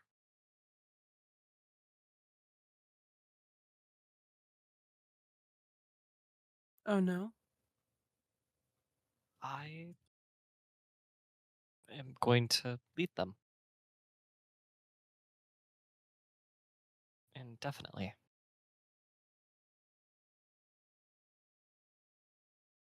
Well, if that ain't something else. Congratulations. Do we call you sister still? Yes. Then congratulations, sister. Rosalie.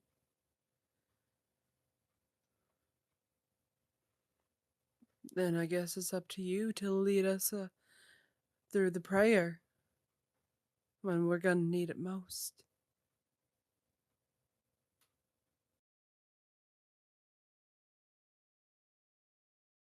She looks nervous when you say that.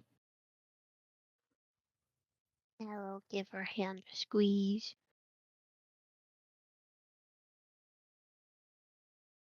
If she lets her. Yeah.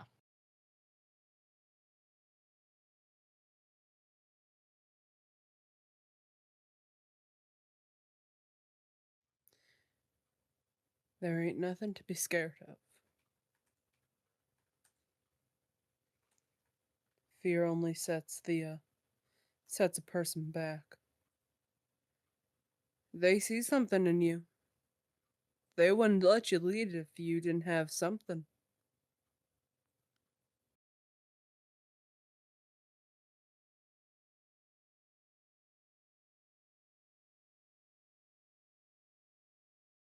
I. It's more that I'm here and they don't want the other in charge anymore.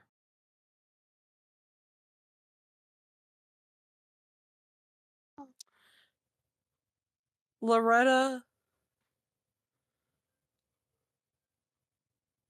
kind of not rolls her eyes, but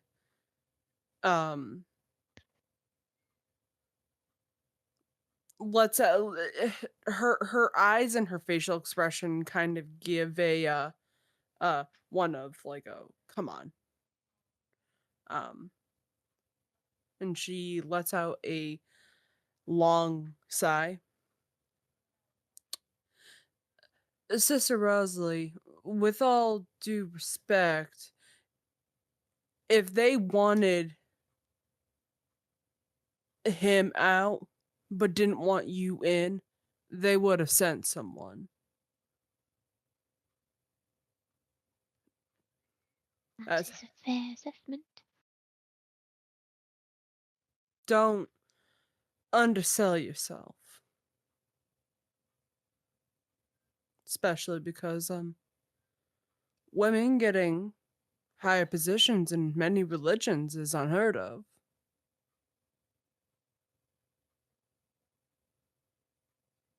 You don't sell yourself short. Weak people sell themselves short.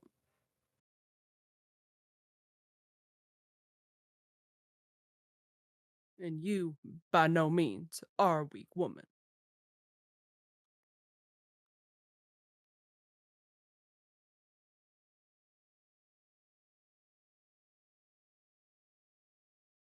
I appreciate your confidence. I'll do better to see myself that way. Good. I think you're wonderful. She's a lot nicer than I am, the way that she words it. Oh, was that not right? I'm sorry. I said, you're a lot nicer than I am at putting into words. I was just worried that perhaps I said it wrong. No.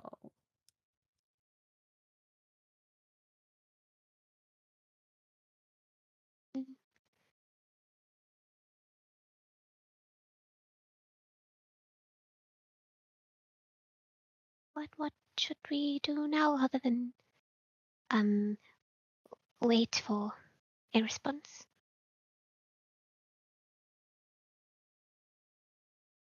We prepare. We get supplies, set up rituals, pray, learn.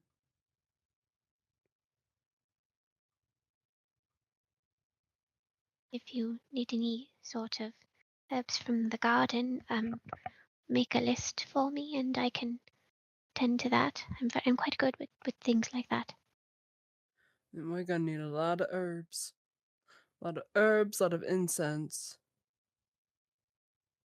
Texts.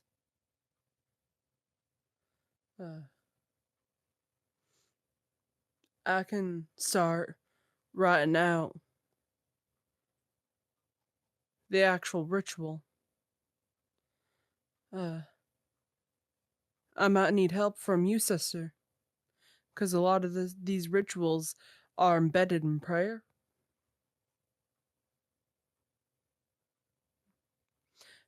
And if the boys wouldn't mind going deeper into the libraries,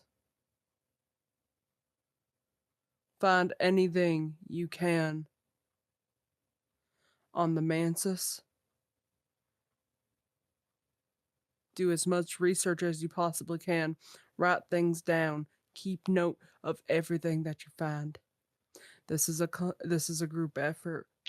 It's all hands on deck now, because the moment that we get a response that is even semi-positive, we've got to go.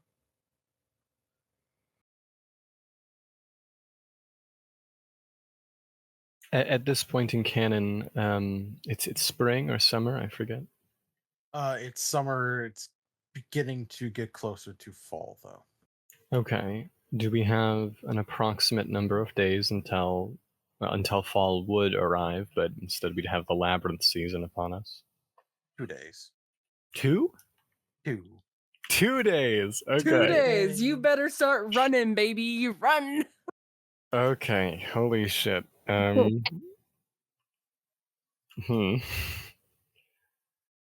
Pressure? No pressure at all.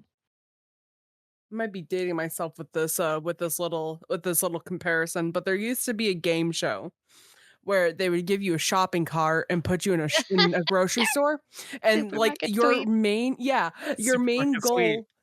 your main goal is just to sweep, pretty much get as much as you possibly could in these shopping carts and just go. That's basically what Loretta is. Here's your shopping cart, go. Get as many stuff. valuable items in it as possible. Yep. Yeah. God, I'm so happy that people knew what I was talking about. Oh yeah, that was on TV when I was a kid. Yeah, I used to want to get on that. Me too. Anyway, Anybody will. I will be in the church looking at any prayers and any details that I might need to attend to now. So I'm, I'll be down the road. So Very well, sister. Just anything that you can. I'll bring my first draft over to you, and we can look it over together. deal. Wonderful. Could write me a list of the things that you need from the garden. I will attend to that. It'll be nice and peaceful to have something to do by myself. Of course. And she'll take out like a notepad and some paper and just start. And there's like 2 solid pages of like different types of herbs, flowers, like, Yeah. and she even like writes down like names of like specific like incense like a list of things that she has no doubt in her mind that Helena could put together. Oh yeah, she's a happy girl. She's got a list. She's got something like she knows what's expected of her. It's gonna take a hot minute. She likes tedious work.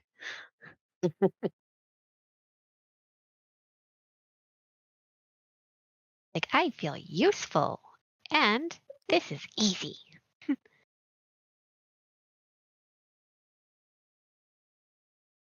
Right.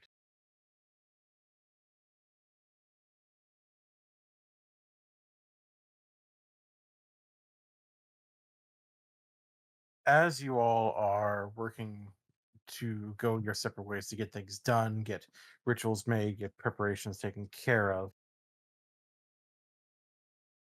I'm going to roll a die.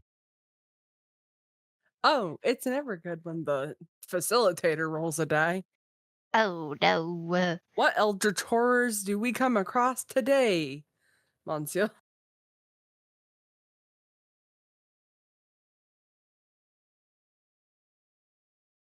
Hmm.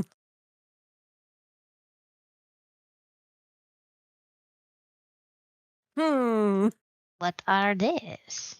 I don't like the aura of this role. I have bad Yeah. vibes. Yeah, right? Good, that's the aura I was going for. I got a bad feeling about this. Are you feeling it now, Mr. Crab? Hey, GI, vibe check. Speaking of, Roderick. Oh.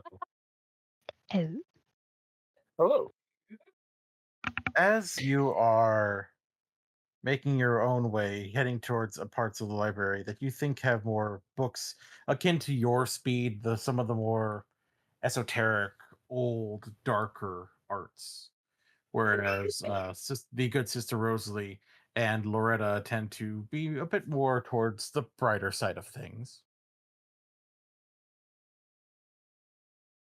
Mhm.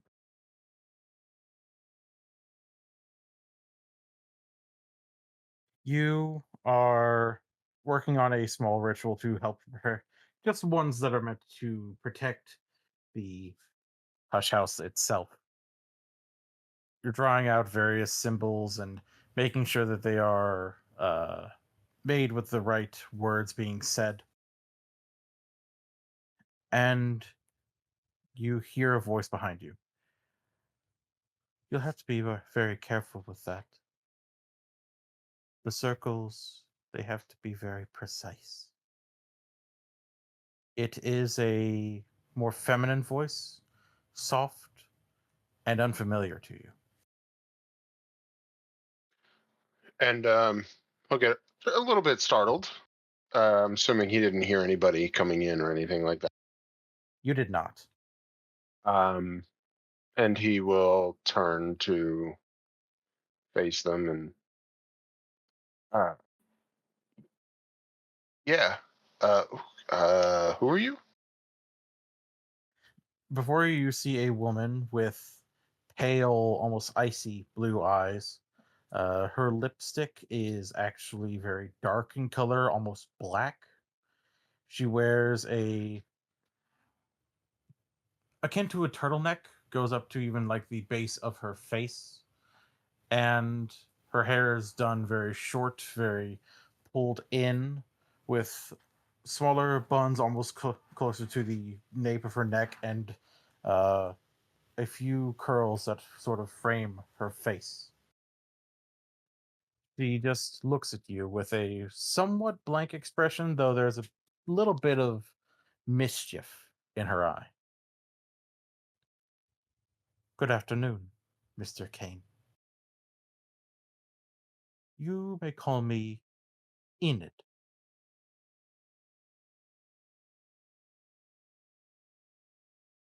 It's a pleasure to meet you.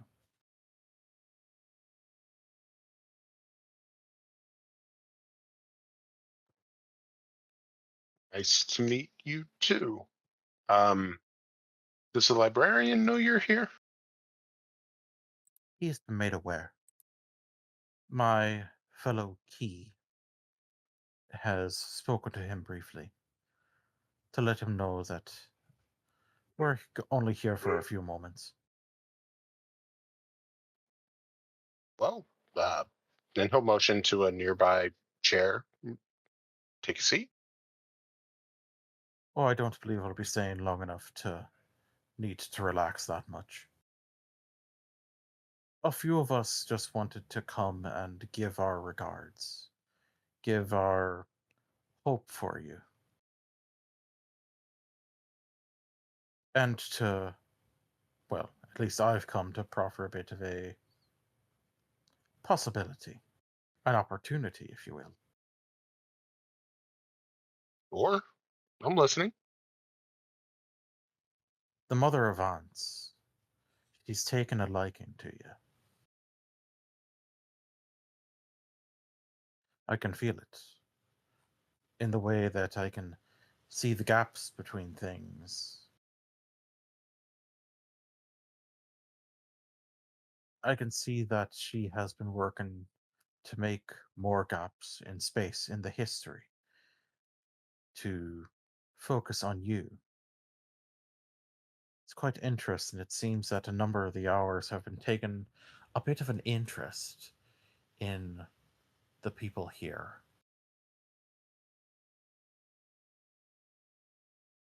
Well, considering everything going on, big things catch big attention, I guess. Not like we've been exactly quiet in what we've been doing. And he'll kind of look at the scar on his wrist or his hand. True enough. That was a nasty bit of work, but it got her attention. I just come to offer you an opportunity to work a bit more power here. I represent a group, a very particular group that works to find power through doors, the ways to make them, the ways to close them, the ways to utilize them. Would this group happen to be a specific club? We've got a few names. Some of us call us akin to the knot, but we're a bit different from that. Right. It's not a society you would have heard of before. Given that I doubt you know about the Society of the Holy Wound. Not yet. Ah, see, there it is.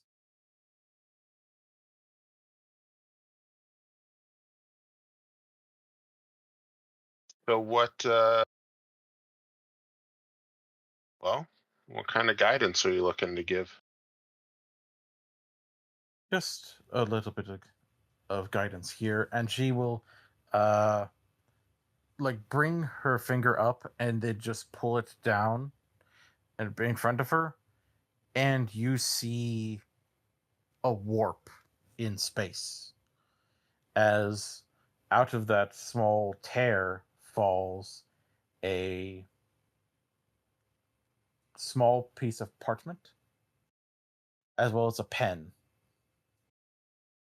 And then she just brings her finger back up and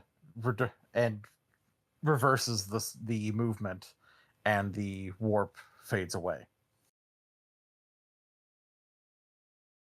This particular bit of parchment has been treated so that way, if you have need of us, simply write what you need to say and draw a door.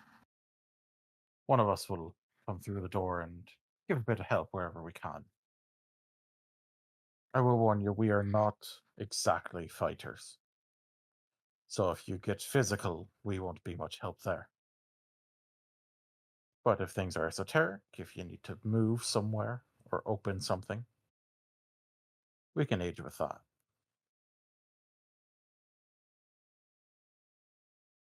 Okay. Does this cost something? Is there something I need to do or offer?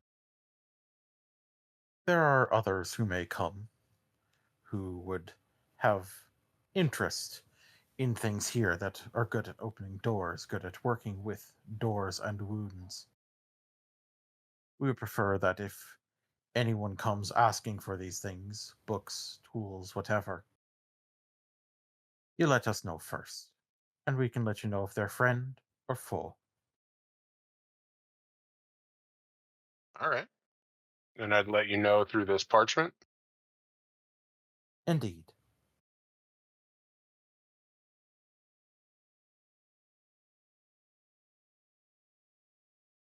Okay.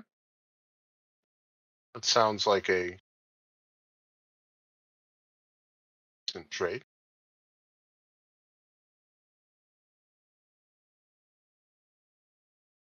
I thought so too. Do keep in touch, Mr. Kane. We certainly will be. And then she just smiles and with a wave of her hand creates a much larger sort of warping to the point where it almost looks like she has pulled space to apart to where things look like they're stretching in front of her, and she moves through this warp and is gone, the stretching stopping, like almost snapping back to how it should be with her departure. And he'll just kind of look at the spot for a minute before carefully putting the parchment away. And he will take the advice that she gave when she first arrived on what he was doing. Do you need me to roll a night arts for that, by the way? You do not. The moment that she made that suggestion and you followed it, you definitely felt more of a connection, more of a intense power coming from these rituals. Okay.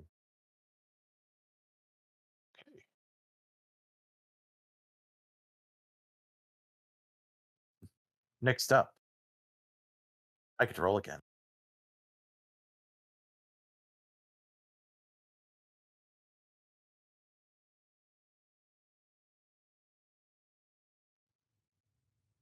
Helena, Oh no.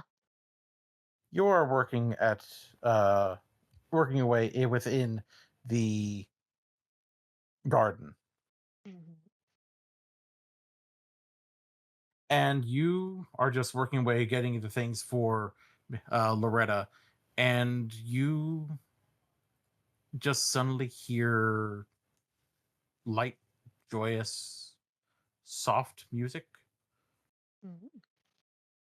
and you see that you feel the presence of another individual who just sort of moves from the entryway and skips to you, almost childishly joyously.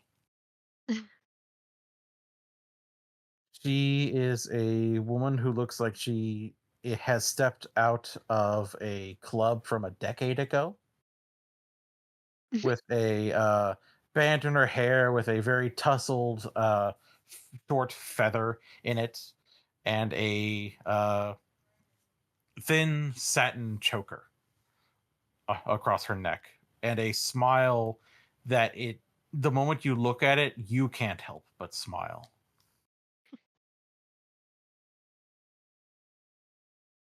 Um, hello?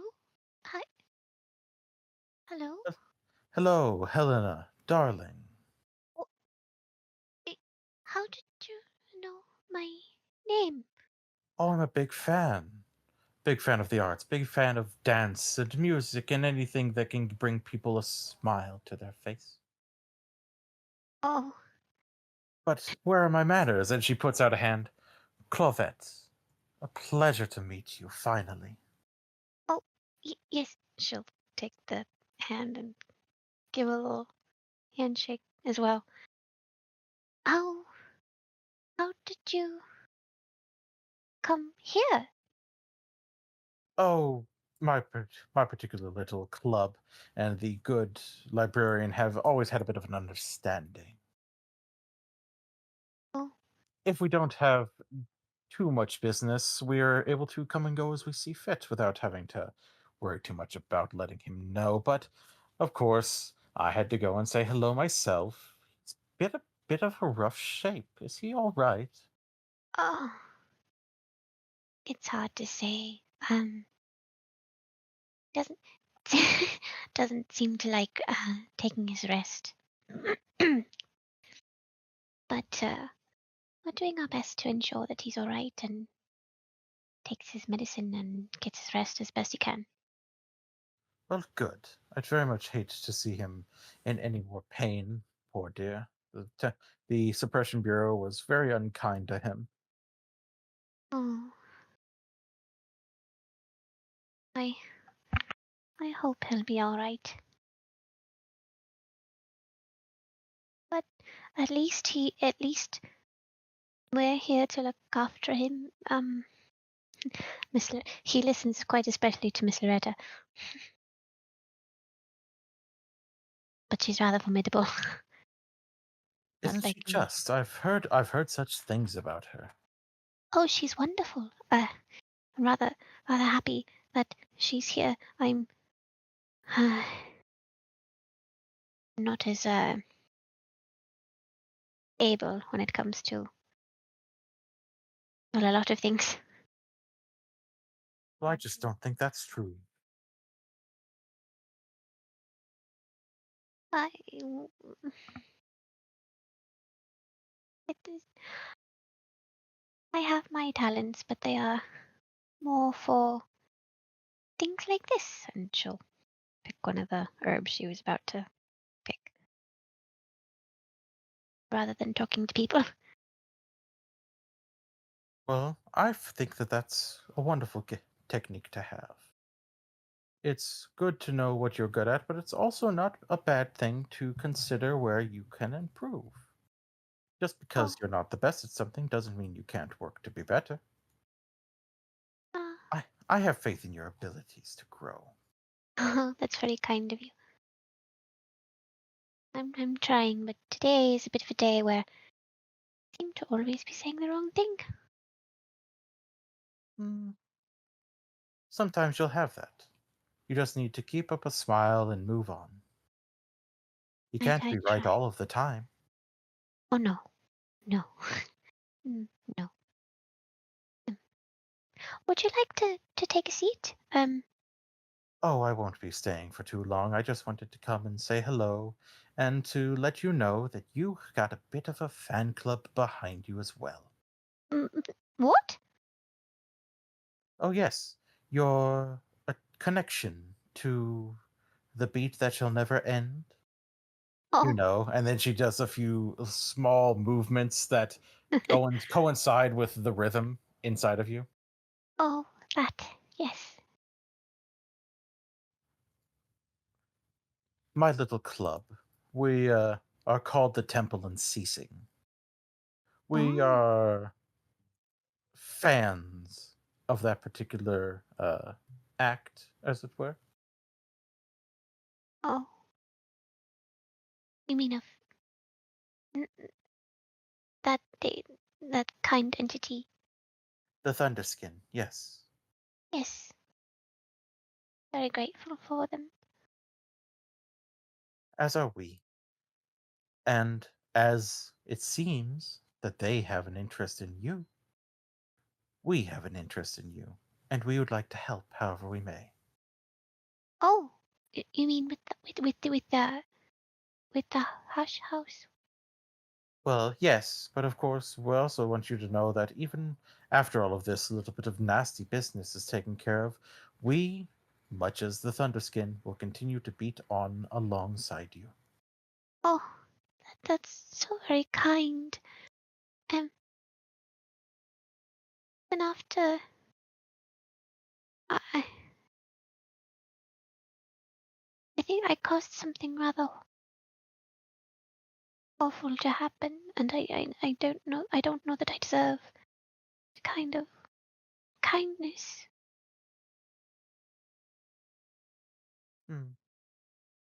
My dear, I think everyone deserves kindness. Oh, yes. Everyone deserves at least a chance at kindness. And so I wish to offer you as much kindness as I can. That's cute. Thank you so much. Of course. And Sure. please, if you do have need of anything else from myself or other members of the temple, there is a particular little jig we'd like to do. Oh, Won't you dance with me and I'll show you? oh, yes. Of course. She'll, dust her hands off or take her. I imagine she's wearing gloves, and she'll take those off and dust herself off and stand up.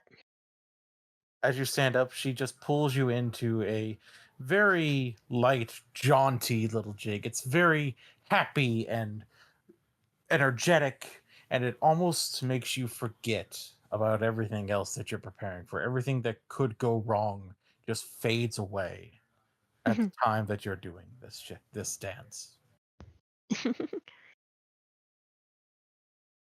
And in the moment that it ends, they slowly come creeping back, but they are nowhere near as loud in your head as they were. Oh, You just need to perform that little jig, and someone will work to make their way here. We're perhaps not as fast as some of our other contemporaries, but we'll always make it eventually. yes. Thank you. Would you like me to pick something for you from the garden? Well, I would be honored if you would. What would you like? Something pretty. Your Something pretty. choice of the gardener.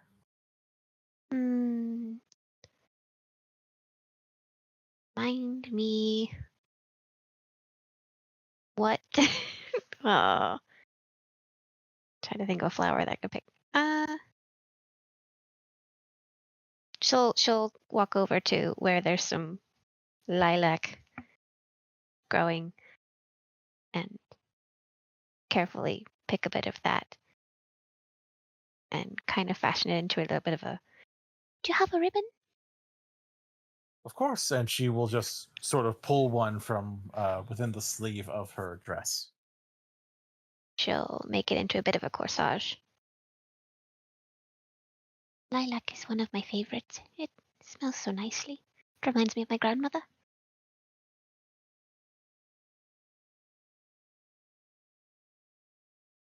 Why, thank you so very much, my dear. You're welcome. And if you tire of wearing it, you can use the ribbon to hang it and let it dry. I'll keep that in mind. Thank you so very much. You're welcome. And with that, she gives you a very small bow and a gentle kiss to each cheek. She'll That return smile, those. a warm smile, and then she is heading out the door again. Be safe. And you, my dear. She'll get back to what she was doing.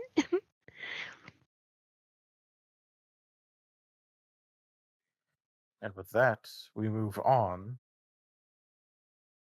to me rolling again.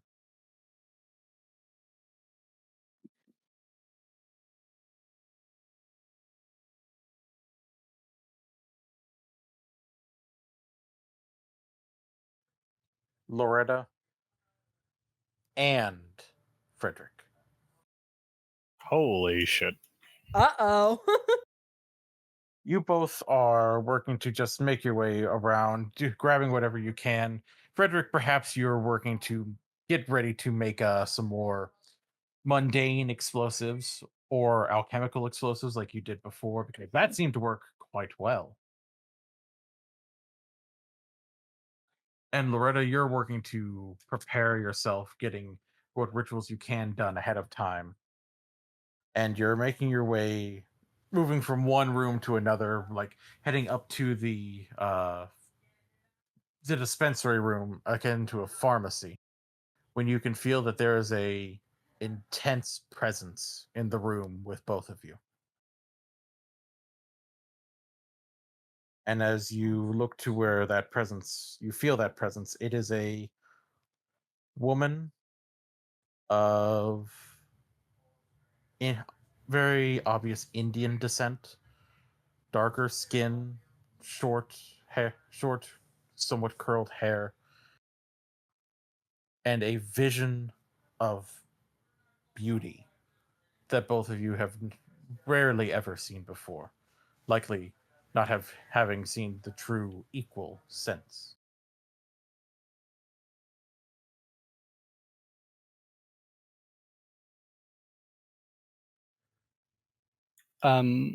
Fred turns on the spot and kind of wonders if anybody actually locks doors in this library ever.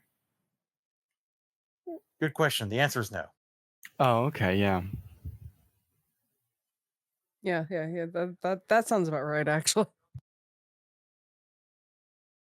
What are you wearing? What is she wearing? She is wearing a very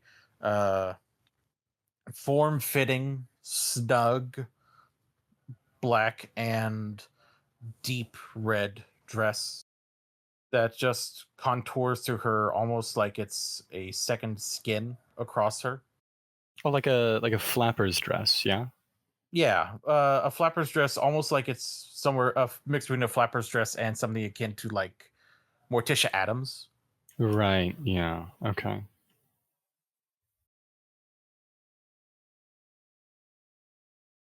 Good evening, both of you.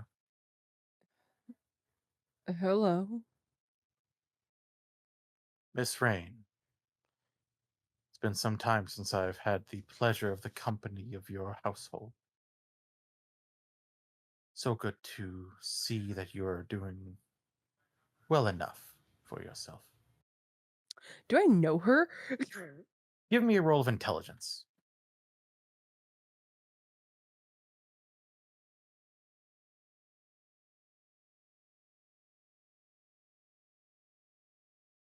Success. The memories are faint. You think maybe about a decade or so ago, you might have been at a party that you were at as well, hobnobbing with all kinds of individuals and swaying people, wrapping them around her fingers so easily. You remember her name is Rhaenyra.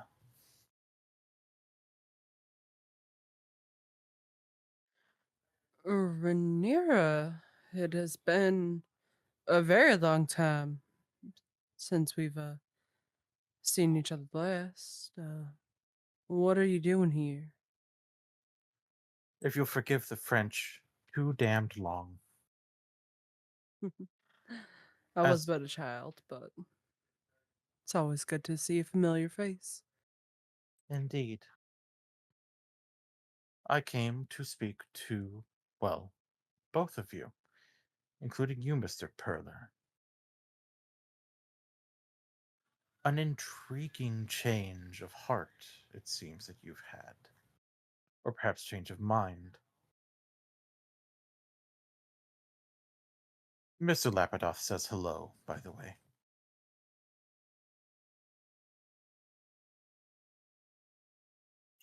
He opens his mouth to say something before closing it and just keeps on looking. He's got nothing to say, but he's got a lot to listen to. Is he looking respectfully? Yes. Women make him uncomfortable because Frederick is an incel. That's canon now. It's true. Great.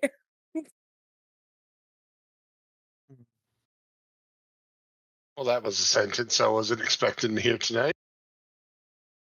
I'm putting down the spicy quotes wall. There it is. I come bearing, well, not exactly gifts, but assistance offered. The Order of the Bloody Cup has taken a bit of an interest in both of you. Admittedly, if I'm to be honest, mostly in you, Loretta, given your ambition. So good to see in a woman of the age.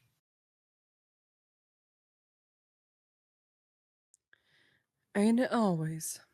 And Mr. Perler, again, so intriguing to change one's nature. Perhaps it will change with the flesh, if that is your goal. But we'll see, won't we? Frederick kind of covers a laugh and says, I'm sure you're very used to men pouring out their hearts to you, but I don't have time for that right now. Honestly, I don't think anyone within the Hush House does. Worry not. I won't be staying for too long. I just wanted to let you know that you have friends back in the mainland.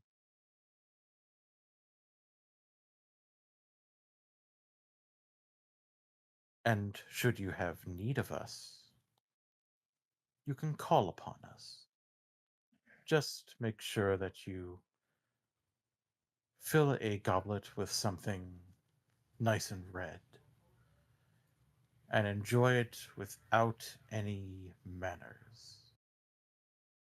Nothing to restrain yourself from enjoying everything to the fullest.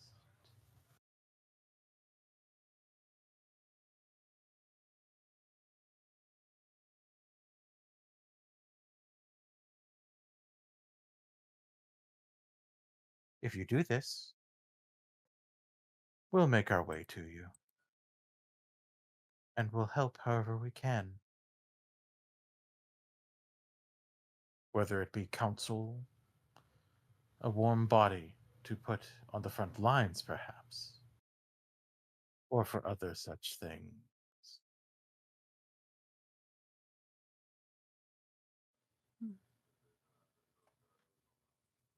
Well, I think we might need all the help that we can get.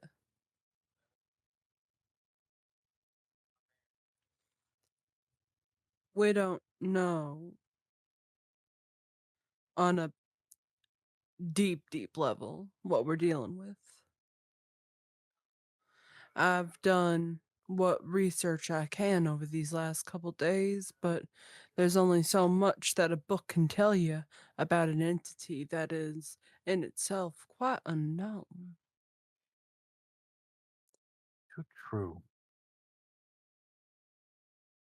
It would help if there were more people who had been to nowhere and know what to come back and say. But those that go to nowhere tend not to come out. Not my thing, but I can put out feelers. Perhaps I'll find something for you. If you do, it would be greatly appreciated. We shall see how appreciative you are. And she stands up and almost seems to glide as opposed to stepping as she gets closer to the two of you. Do keep in touch. And she will give a kiss to each cheek to Loretta, very friendly. And then to Frederick, she will pass by on her way to the door with a very mischievous smirk and just dragging a finger along his jawline before she is out the door and gone.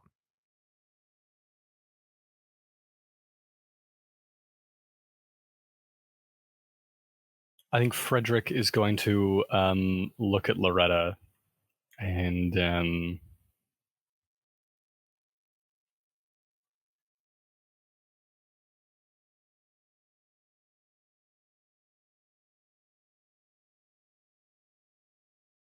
yeah, no, actually, final answer, just look at Loretta. It's been a great day for Frederick to just stare blankly at people and things. He's got a lot to think about. The horrors are catching up to him. Can I see the flashbacks in the whites of his eyes yet? You can begin to hear the flashbacks to the war. Flashback. Yeah, the war flashback. Uh-oh. And we shall move on to Sister Rosalie. Before we do that, can I ask, I'm sorry, I always forget, we continue for another hour or 30 minutes? We will actually be wrapping up here shortly, but we're going to go just for a little bit longer than usual tonight because we had a slightly longer break. Okay, sure, yeah. All right. Sister Rosalie, you are up praying, getting what is now basically your church in order. Yes.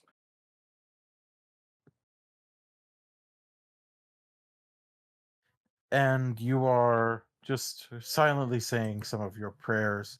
And as you move from one bit of a canticle to another, you suddenly hear the doors burst open powerfully, and you hear, "Be praised, my Lord, through all your creatures, especially through my Lord brother Sun, who brings the day and give light through him. And he is beautiful and radiant in all his splendor, and through the splendor of those that pay heed unto him." And when you turn, you see a man who looks very disheveled. He almost looks like he just sort of wandered in off of the streets of London. He looks very unkempt and dirty. But you also feel an intense light coming from him. A power akin to those within the church.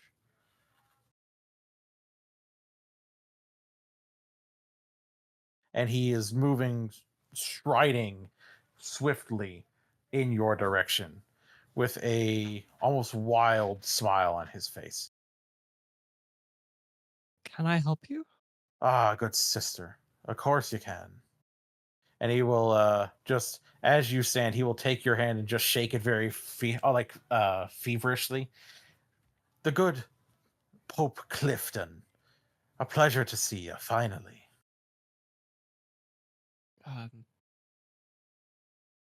Rosalie. Sister Rosalie. Ah, I know who you are. Your light's very unique. The way it shines, the way it glints. It is akin to looking at the sun. And I should know. And he just stares up out the window directly at where the sun is in the sky right now.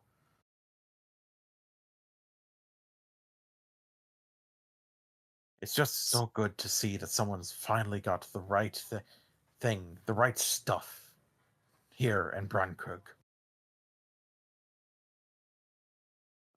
It's been here for quite a while.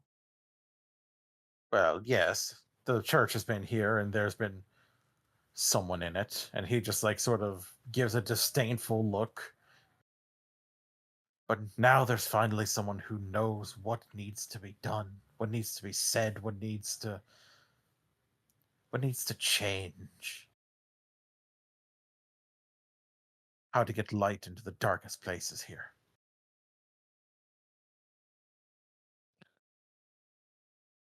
I I guess, yes. What exactly are you doing here? Is there any specific way I can help you? Ah, well, actually didn't come to get help. I came to help you. Well, offer, at least. Oh, My particular little offshoot of the church. Well, how do I put this? We were our own thing, And then the church came, and now we're with them. Just worked out better that way. Understandable. Anyway, me and the rest of the Mirror of Glory, we're tossing our hat in behind you, as it were. Oh, well, that's quite kind of your group, your church. Isn't it? Well, of course. Caro said that she just saw that you were the best person to throw the hat behind. But she did say that Loretta lass, she had something with her, but I think other people have gone to her first. Shame about that. Anyway, we'd like to let you know that we're behind you. That we are happy to help however we can. We may not, again, be quite as physically able as some of the others, but we'll help out where it counts, in the mind. And he just like taps his own and then just keeps tapping it like he forgot to stop.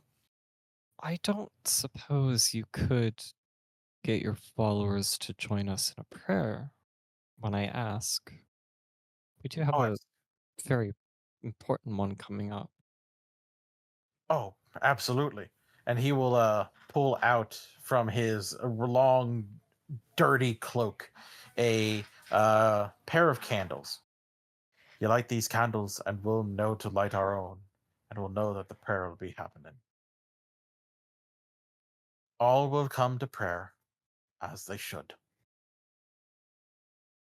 lest they stay behind in the dark. I don't suppose there's any way that we can get those not affiliated with our churches, or even, the larger one to come and pray with us. Well, I've still got a few friends with the Catholics. And I've got a few other people who might be willing to at least throw up the words, if not entirely the meaning. But of course, you and me both know words have power. Indeed, they do. Well, I'll need you to be ready, be on standby for this. Oh, of course. And one other thing. You've got a mirror with you, don't you? Perhaps. Good. Keep it close. Don't let the high beacons know about it, yay? I.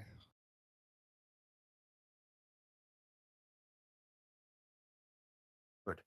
They'd probably try to take it for themselves or lock it away somewhere. A mirror like that, it needs to be used. It needs to have purpose.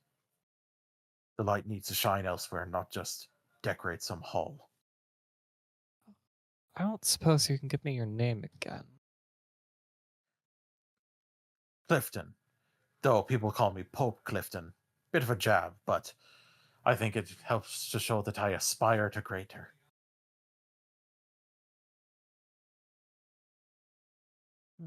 Well, there are good things that come to those who aspire for greater, and also those who continue to do their best at what they have been asked.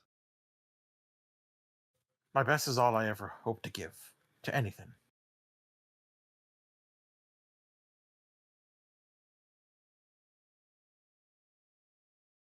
Um, I don't suppose if you can find the previous leader of this church, you can find him. Do you mind easing him a bit? I don't know if this transition has exactly taken well for him.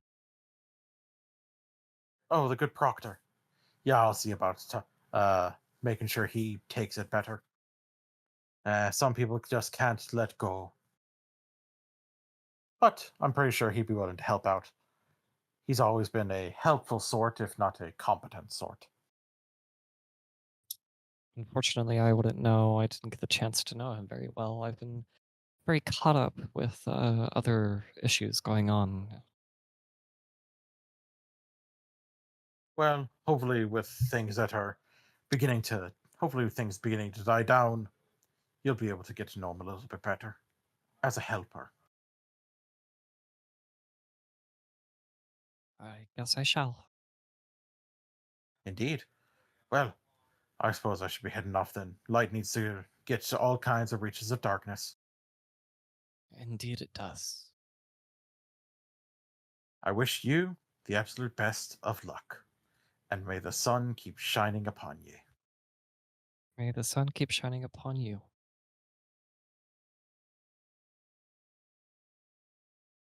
And he will just give another warm shake of the hand, and then a sudden tight bear hug, and then just give a bright smile and just begin heading off, singing a soft hymn to himself about the wonders of light and glory.